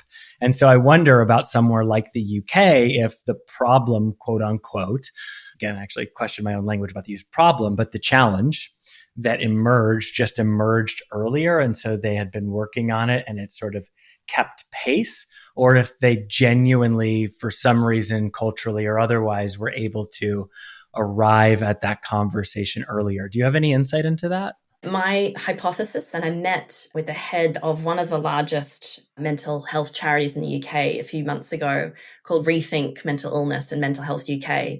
And he actually worked on this campaign, this challenging social norms and public narrative campaign around mental health and how to get help. And I do think that moved the dial in terms of how political leaders spoke about this issue and made it more normal, let's say, to talk about. What I think, though, happened simultaneously, because this was about 14 years ago, was the rise and increase of social media use. So you have more language to talk about it, more acceptance, but you also have this ever-increasing weapon that is used against everybody, but that is also increasing the pressure for politicians. So while there was a movement earlier and maybe actions being taken to help improve mental well-being, you had this unforeseen element come in that has, by all accounts, really changed the game. And we interviewed, I think I mentioned, a senator from Wales, and he's from the Conservative Party. He's been in politics for decades. And he said, I used to get an email or a letter before that even once a week telling me that they didn't like my policy or they didn't like me. And then it increased with email and I'd get a few emails. But now for the younger generation, they're getting the same message over and over again, thousands of times a day. And I never had to experience it. And he really acknowledged that he thought the job was much harder for them than it was for him. It's important to point out, though, that it's not just that politicians are suffering under the pressure of this increased attack. I think it's important to note that a lot of it is constituent driven. A lot of it is foreign state, right? We know that bots are doing a lot of this, but people are paying with their lives as well. A good friend of mine, Jo Cox, was murdered out when she was talking to her constituents. We had another politician in the UK murdered. There have been attempts on people's life in the United States, and Mexico was the highest amount of murdering of candidates or politicians. So this has reached a tipping point. And in no other industry, profession, is it socially normed that people can get threats. Oh, that's just being a politician these days. You've got to put up with it. No, we're better than that as people. Yeah. You can disagree and be human about it. And the acceptance of hate speech is out of control. And we will all pay the price for it, right? With the disintegration of how we deal with problems with one another. And so we're doing a lot of work on how we change those norms, that it is not acceptable. And I know it's possible to change them, but it is very hard because it's become normal to hate politicians and many other people. So we have a lot of work to do on this, but we're going deep into the evidence, not just on the mental well-being, but how do we change the norms about how we think about politics? I mean, one thing we talk about a lot, and I'd be curious, could be from your perspective, is you have the right to protest in our political systems, but you also, in my belief, have the obligation to thank or parade when things go well. And I was just wondering, when you were in office, did you get thank you notes or sort of people calling saying, hey, thanks for sticking your neck out or thanks for doing the job? I didn't ever get a thank you note, although I know you have a practice of writing thank you notes, love letters, if you will, to politicians on Valentine's Day, which I did this year, inspired by you, which is really fun. I got a lot of thank you for what you're doing. Thank you for speaking us. We think you're doing a great job. Thank you for your social media channel. I haven't known what's going on in a long time. I did. And if I'm being truly honest, it's amazing how 5 of those is immediately wiped out on your brain by the first very negative cutting personal attack. And it is without training, without a practice to shift that natural and normal inclination. It's like a 20-to-1 ratio, right? One negative can wash out 20 positives. And I don't know anyone getting a 20-to-1 positive ratio. We are in deep discussions with the Australians who have taken on very much e-safety is what they call it, as something that they've been testing and wanting to scale, and how to help politicians of all types sort of prepare themselves exactly for that. So there are technical things that you can do, and there are human resources things that you can do.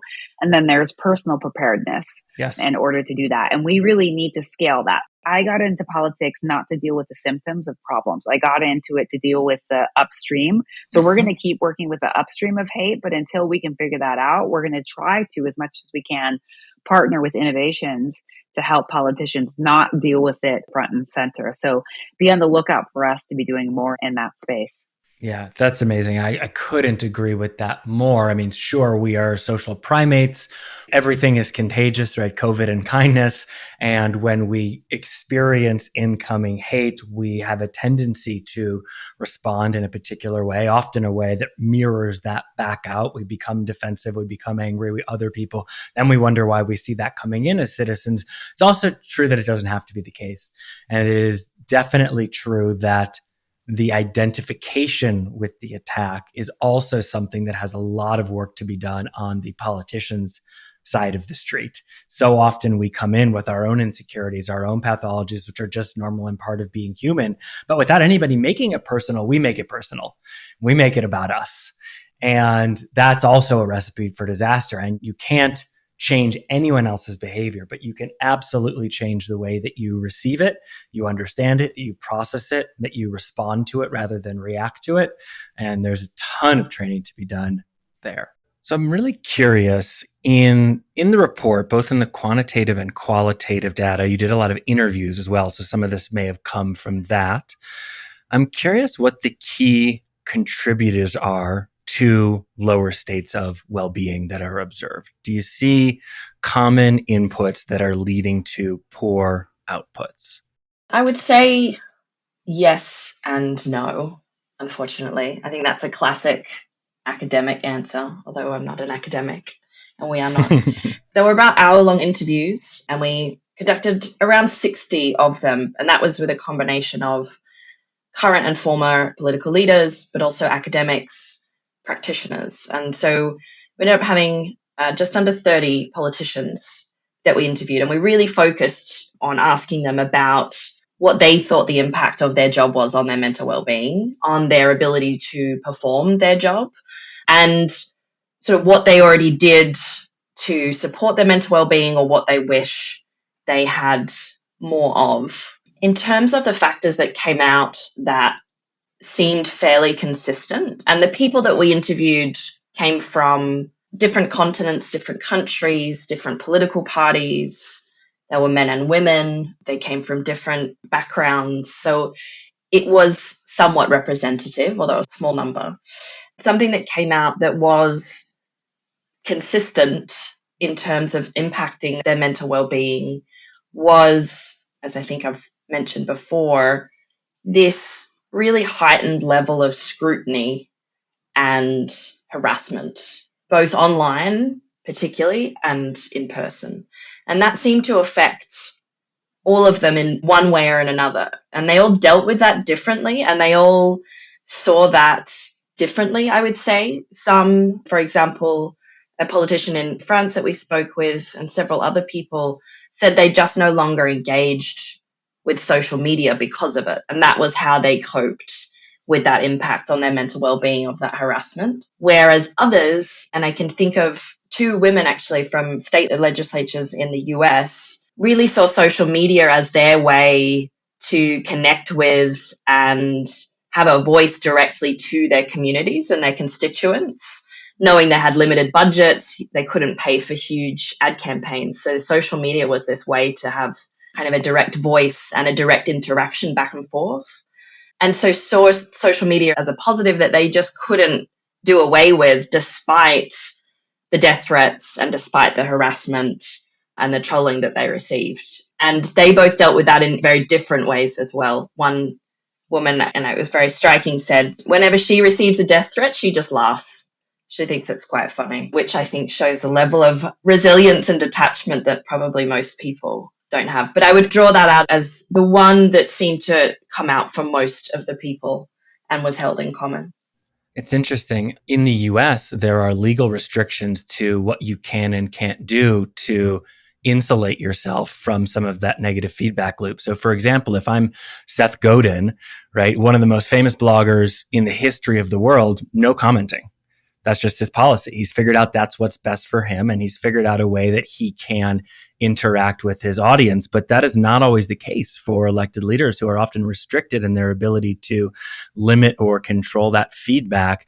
Did you guys see that show up? Different approaches to rules about public engagement show up in people's internal response to the stimulus? It's a really interesting question. It's not something that we looked at or that came up. The rules that were associated with it were either not, people weren't aware of them, or it wasn't something that was front of mind that they talked about.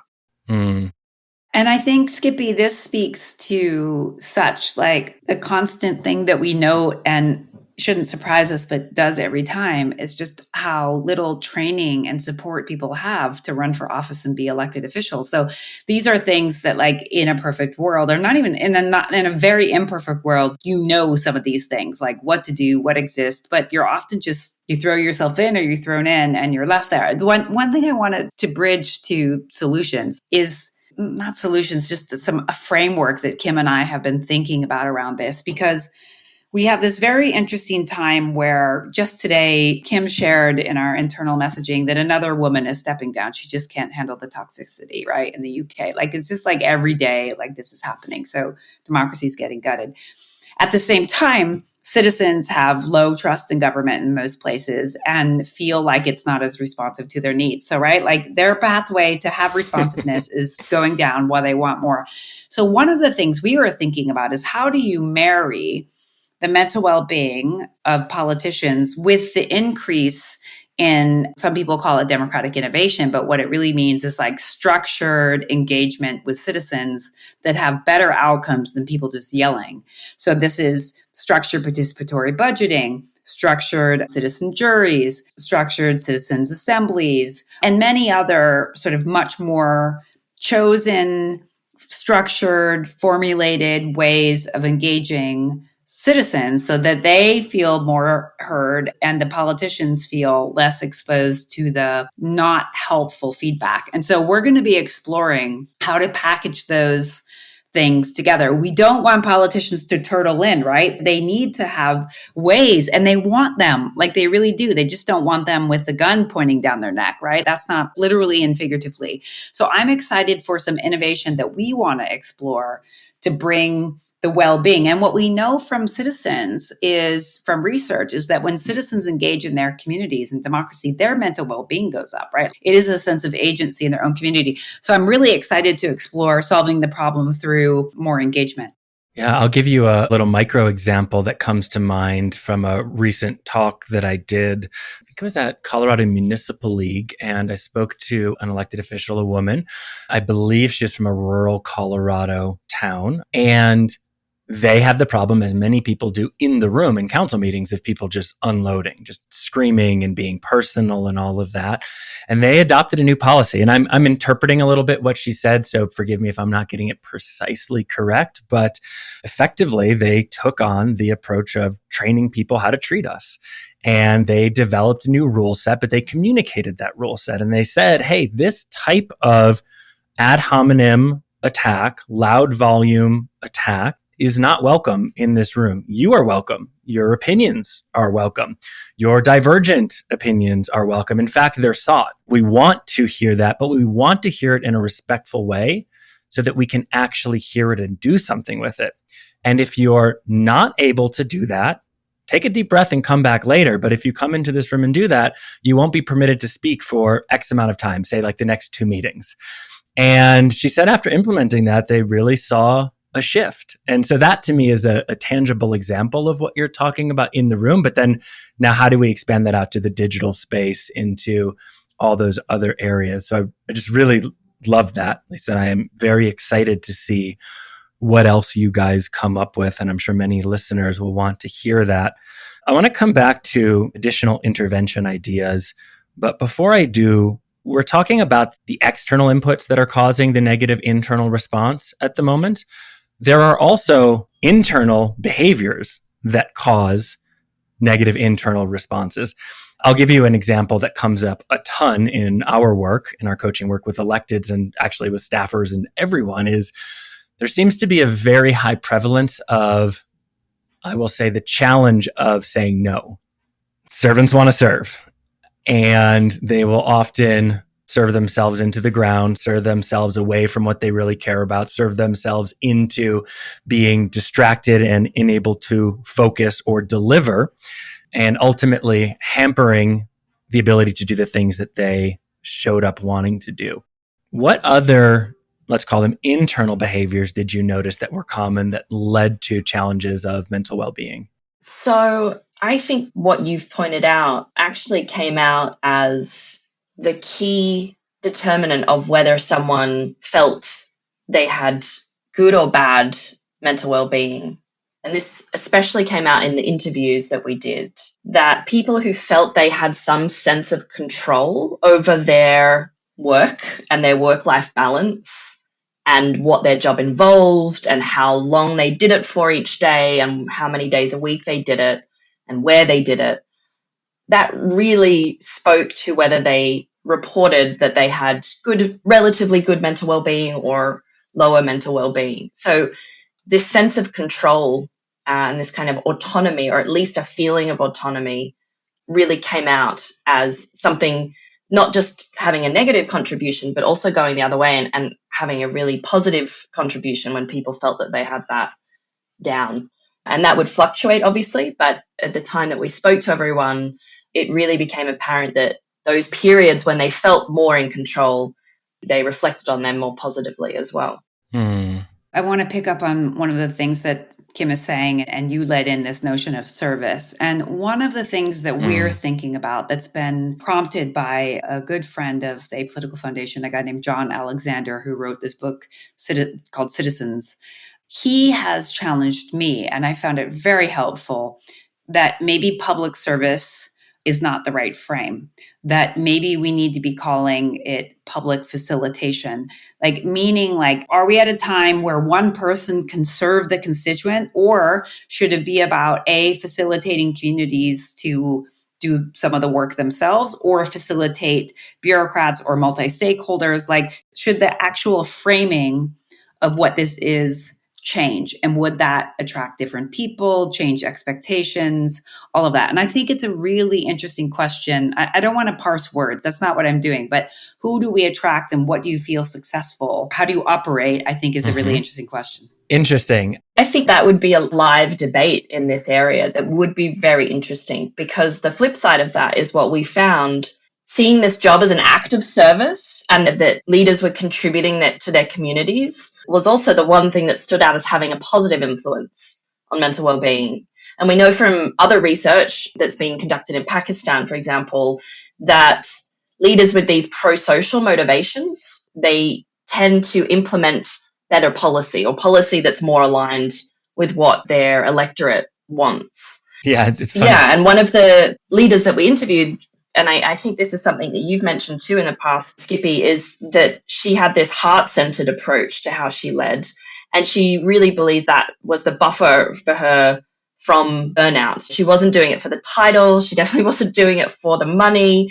She was doing it for the community that she grew up in and was now serving, as she put it. So I wonder what that change in framing would bring, but I also wonder what it would take away. It's so funny because as you were saying, if there's an argument to be had, I was thinking, well, I'm already having it. So I think maybe a future episode would welcome him and some of those ideas. I'm curious, were you able to pull out any commonly used practices or approaches that elected officials are currently using for their well-being that seem to be working and could be implemented or attempted by others looking for a resource? Yes. So one thing that came out fairly strong, both in those interviews, but also from the survey and other people's work on this that has come before, is really the importance of your immediate circle. So your family or your close friends, and relying on and connecting with them as much as you can and maintaining those connections seemed to be something that really helped people. The flip side of that is it becomes challenging when you're working long hours or if you're traveling a lot. So those that had the awareness that those relationships and maintaining those relationships were important reported that was very beneficial for them. The other thing that came out quite strongly was also exercise. So having some sort of physical activity routine, ideally set up and made as a habit, maybe before you get into office or before it's election time, whatever it might be.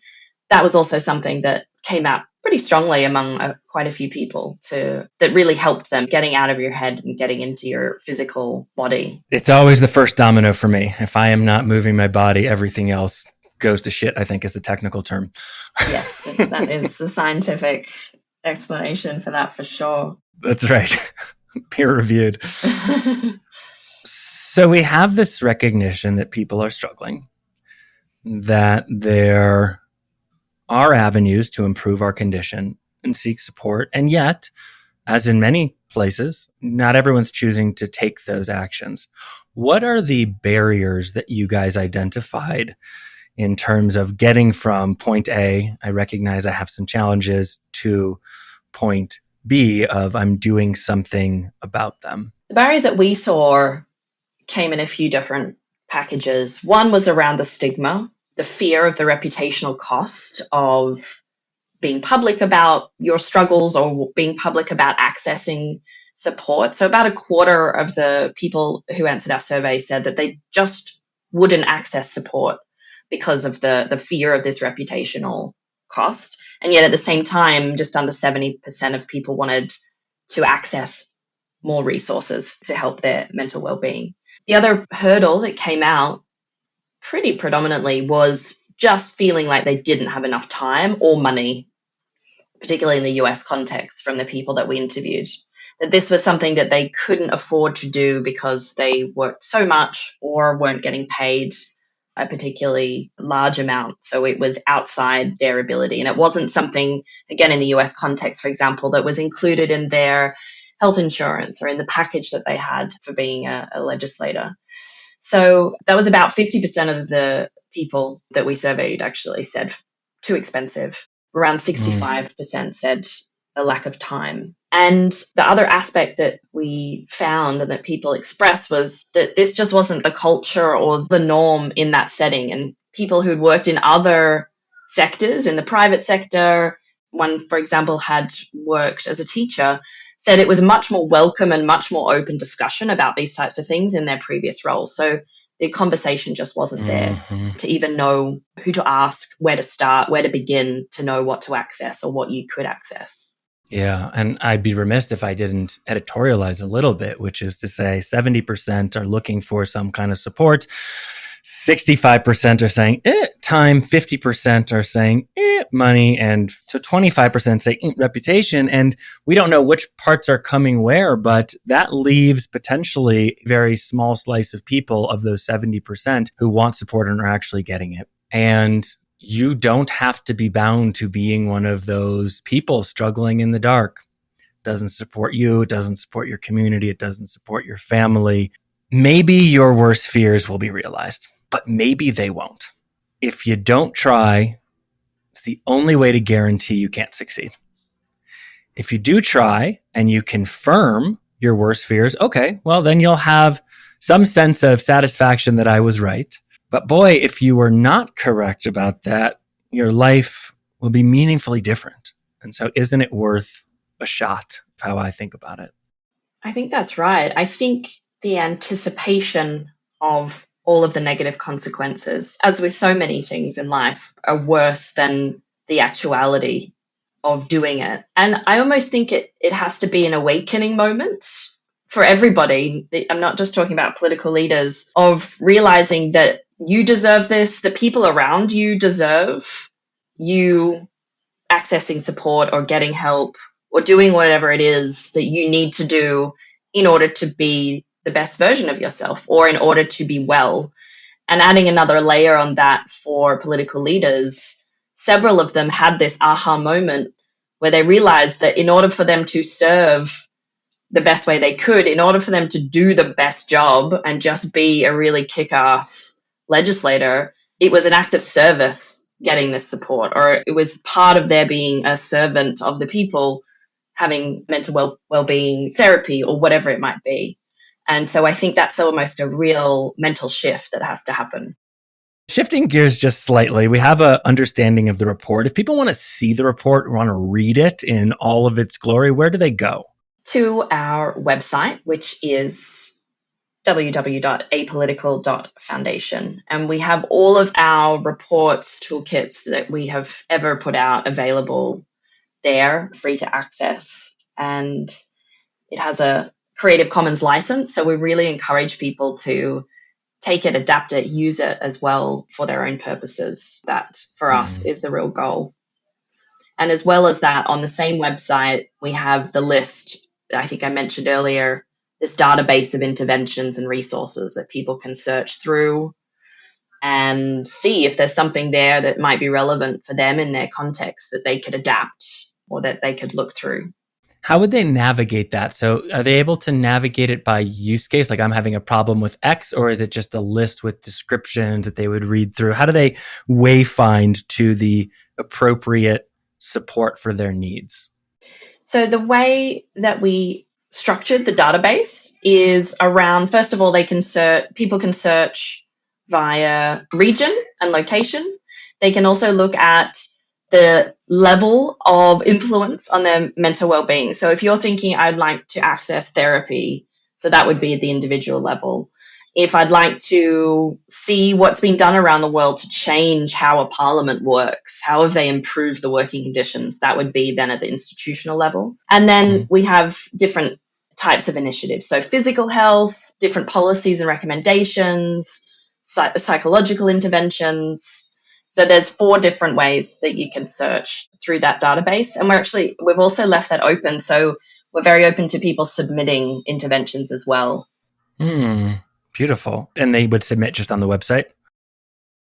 That's right. There's a submit an intervention button, super easy. Beautiful.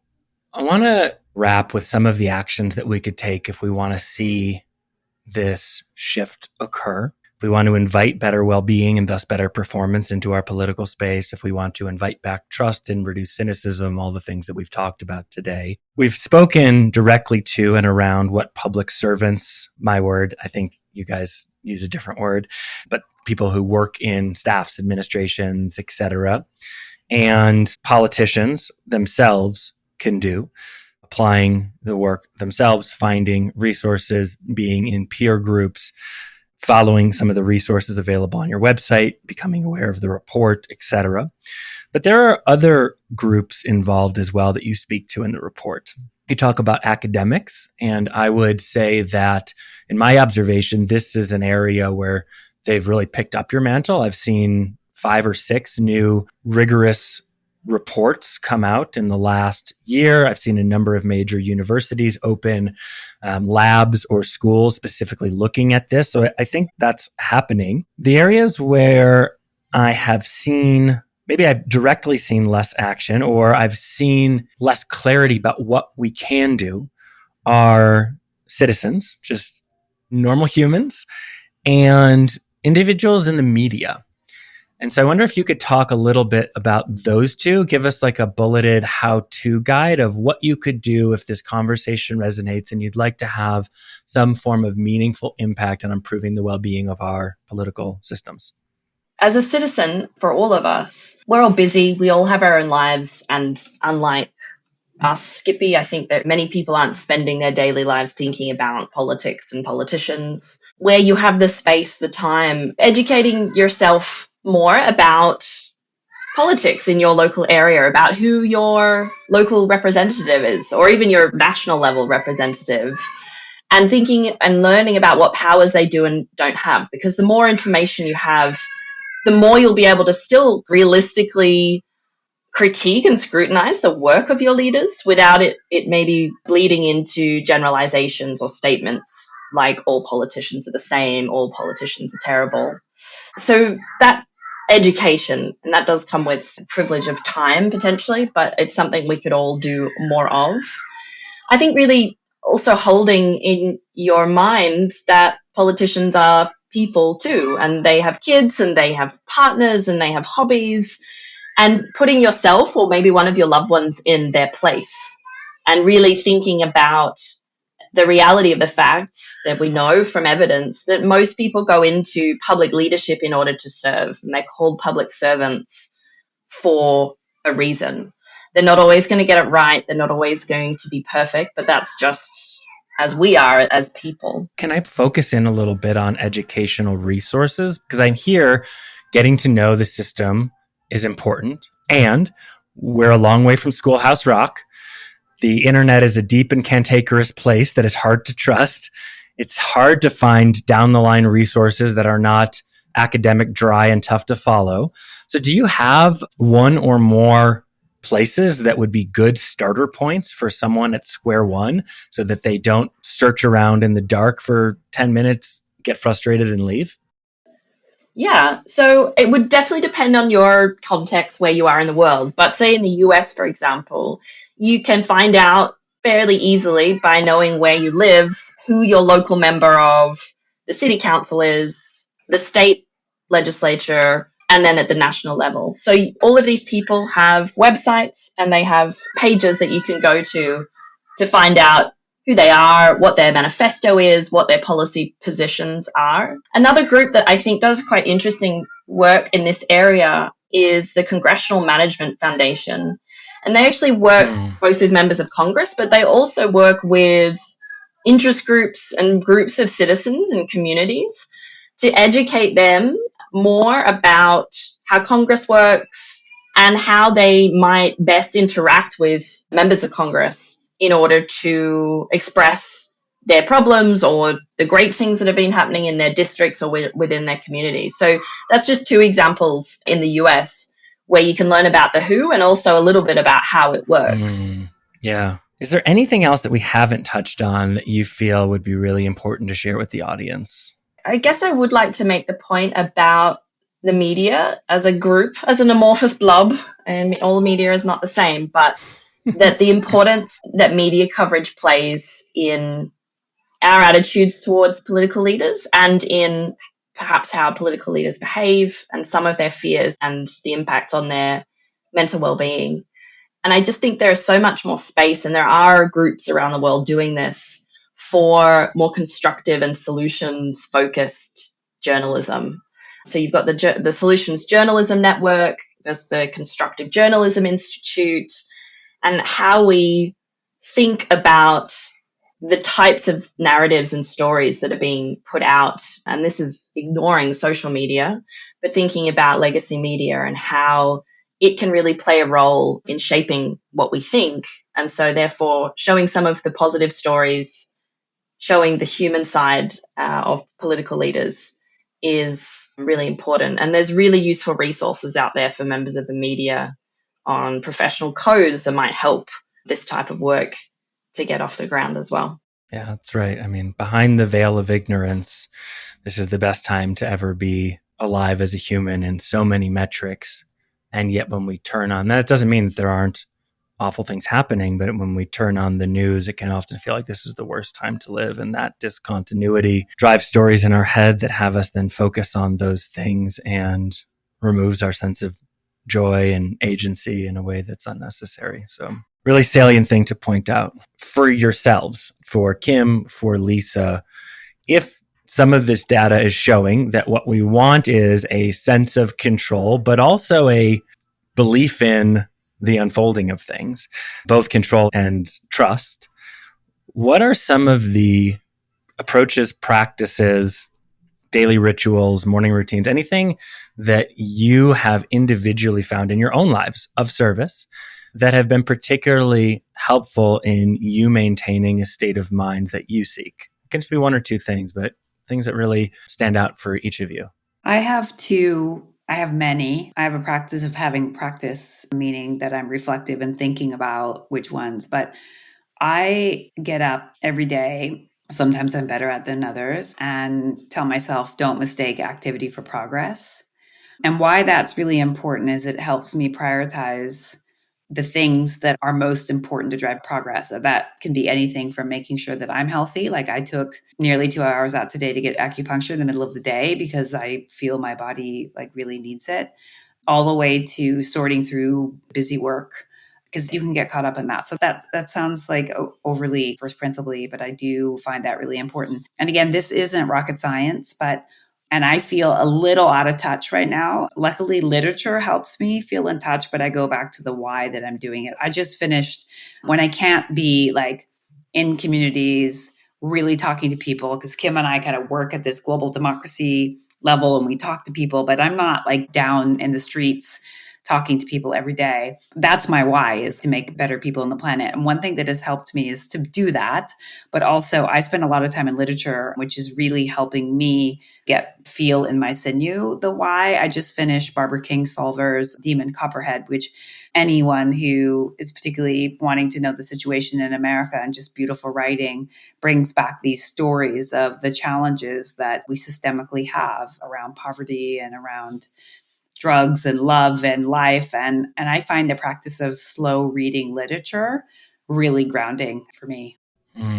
Beautiful. I'm just going to restate that because it's so good. Don't mistake activities for progress. It's almost the modern, more eloquent, sorry, ex-president interpretation of the old Eisenhower quadrants, right? The difference between the immediate and the necessary. I love that. I'm envious of Lisa being able to read literature at the moment with a I wish there was a comma point there. Ending on read.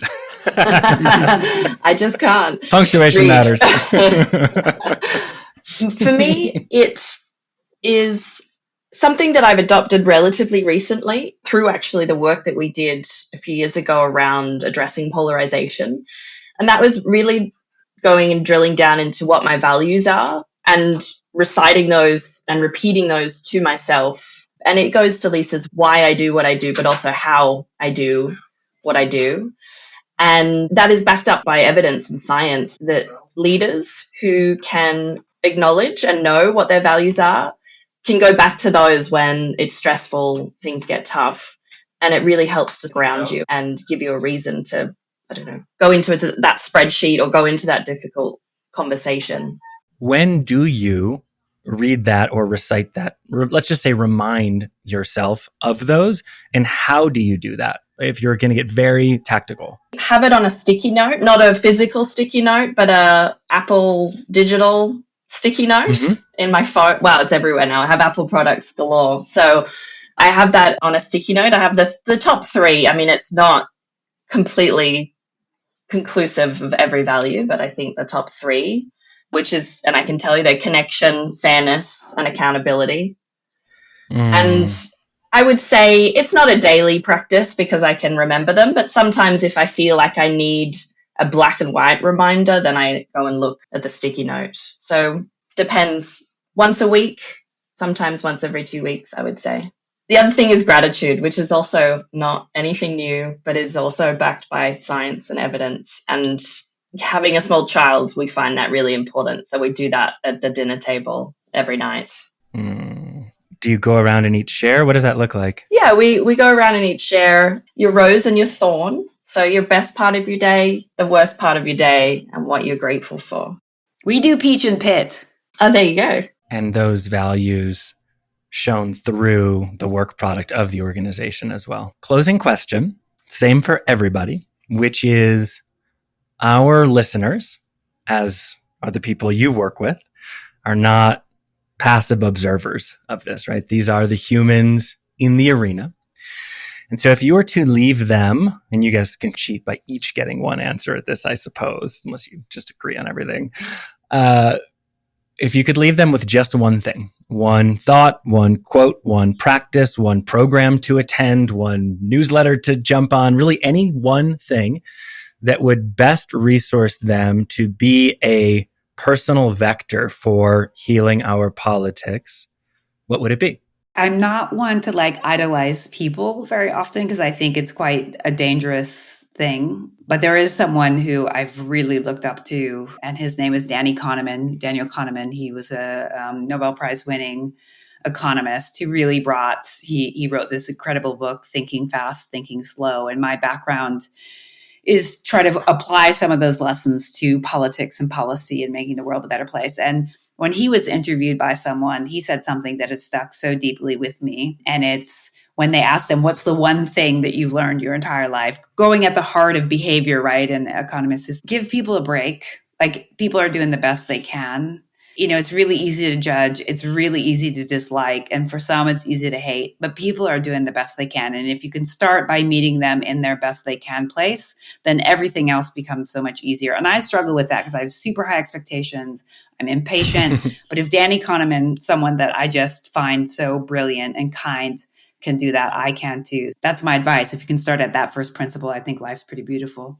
Mine is to, as much as possible, be hopeful. And hopeful, or having hope for me, is quite active. It doesn't mean that you're just a blind optimist who think everything will turn out. It means that you have hope, but that you also are working on making that happen, that hopeful goal or that point in the future, and also in the present. I mean, you're hopeful that things will stay the same, get better, but you are still working on that every day. And so I think having hope for me is key, and finding your way, if that's nature, if that's family, if that's sport, if that's salsa dancing, to try to maintain that hope, I think is very important.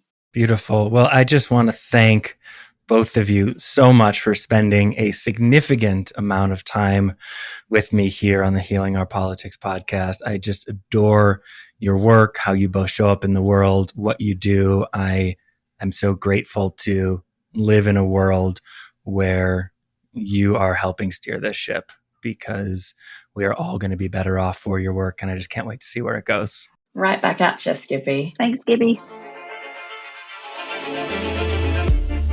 Thank you so much for joining us today. If you want to put what you've heard here today into practice, sign up for our newsletter, The Leader's Handbook, where each month you'll receive just one email with a curated selection of the most useful tools and practices discussed on this podcast today and over the course of the last month, delivered in simple how-to worksheets, videos, and audio guides, so you and your teams can try and test these out in your own life and see what best serves you. And lastly, if you want to be a vector for healing our politics, if you want to do your part, take out your phone right now and share this podcast with 5 colleagues you care about. Send a simple text, drop a line, and leave the ball in their court. Because the truth is, the more those around you do their work, the better it will show up in your life, in your community, and in your world. Have a beautiful day.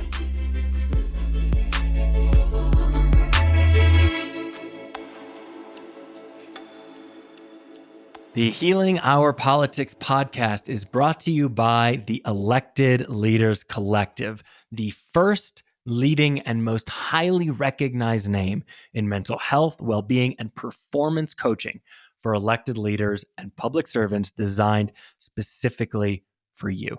Now, don't be fooled by the name. The Elected Leaders Collective is not just for elected leaders. It is for all public servants, staffers, volunteers, government, nonprofit, whole organizations. This is for you. If you are filled with passion for improving your community and world, but are tired, as I am, of the anger, stress, and vitriol, if you find yourself banging your head against that same wall, struggling with the incoming criticism and threats, arguing with colleagues who are supposed to be on your team, and questioning if it's even worth it anymore, then the Elected Leaders Collective programming is specifically for you. With the Elected Leaders Collective, you will learn to become a #political healer, building the authentic, unshakable confidence and courage to stay true to yourself through the anger and pressure, while cultivating the open, empathetic mind to meet others with the curiosity, compassion, and kindness necessary to respond to threats, improve challenging relationships, de-escalate conflict, and bring people in your community together to solve real problems and get shit done. You'll reduce stress, anxiety, and overwhelm and become a more effective leader while having time for your family, yourself, your health, and your wealth, sleeping well at night, and showing others they can too. Now that's leadership. Healing Our Politics listeners receive 10% off all Elected Leaders Collective services using the code #PoliticalHealer. Use it today and become one of the brave political leaders healing our politics. Use code #PoliticalHealer by going to www.electedleaderscollective.com and starting today. That's www.electedleaderscollective.com and starting today.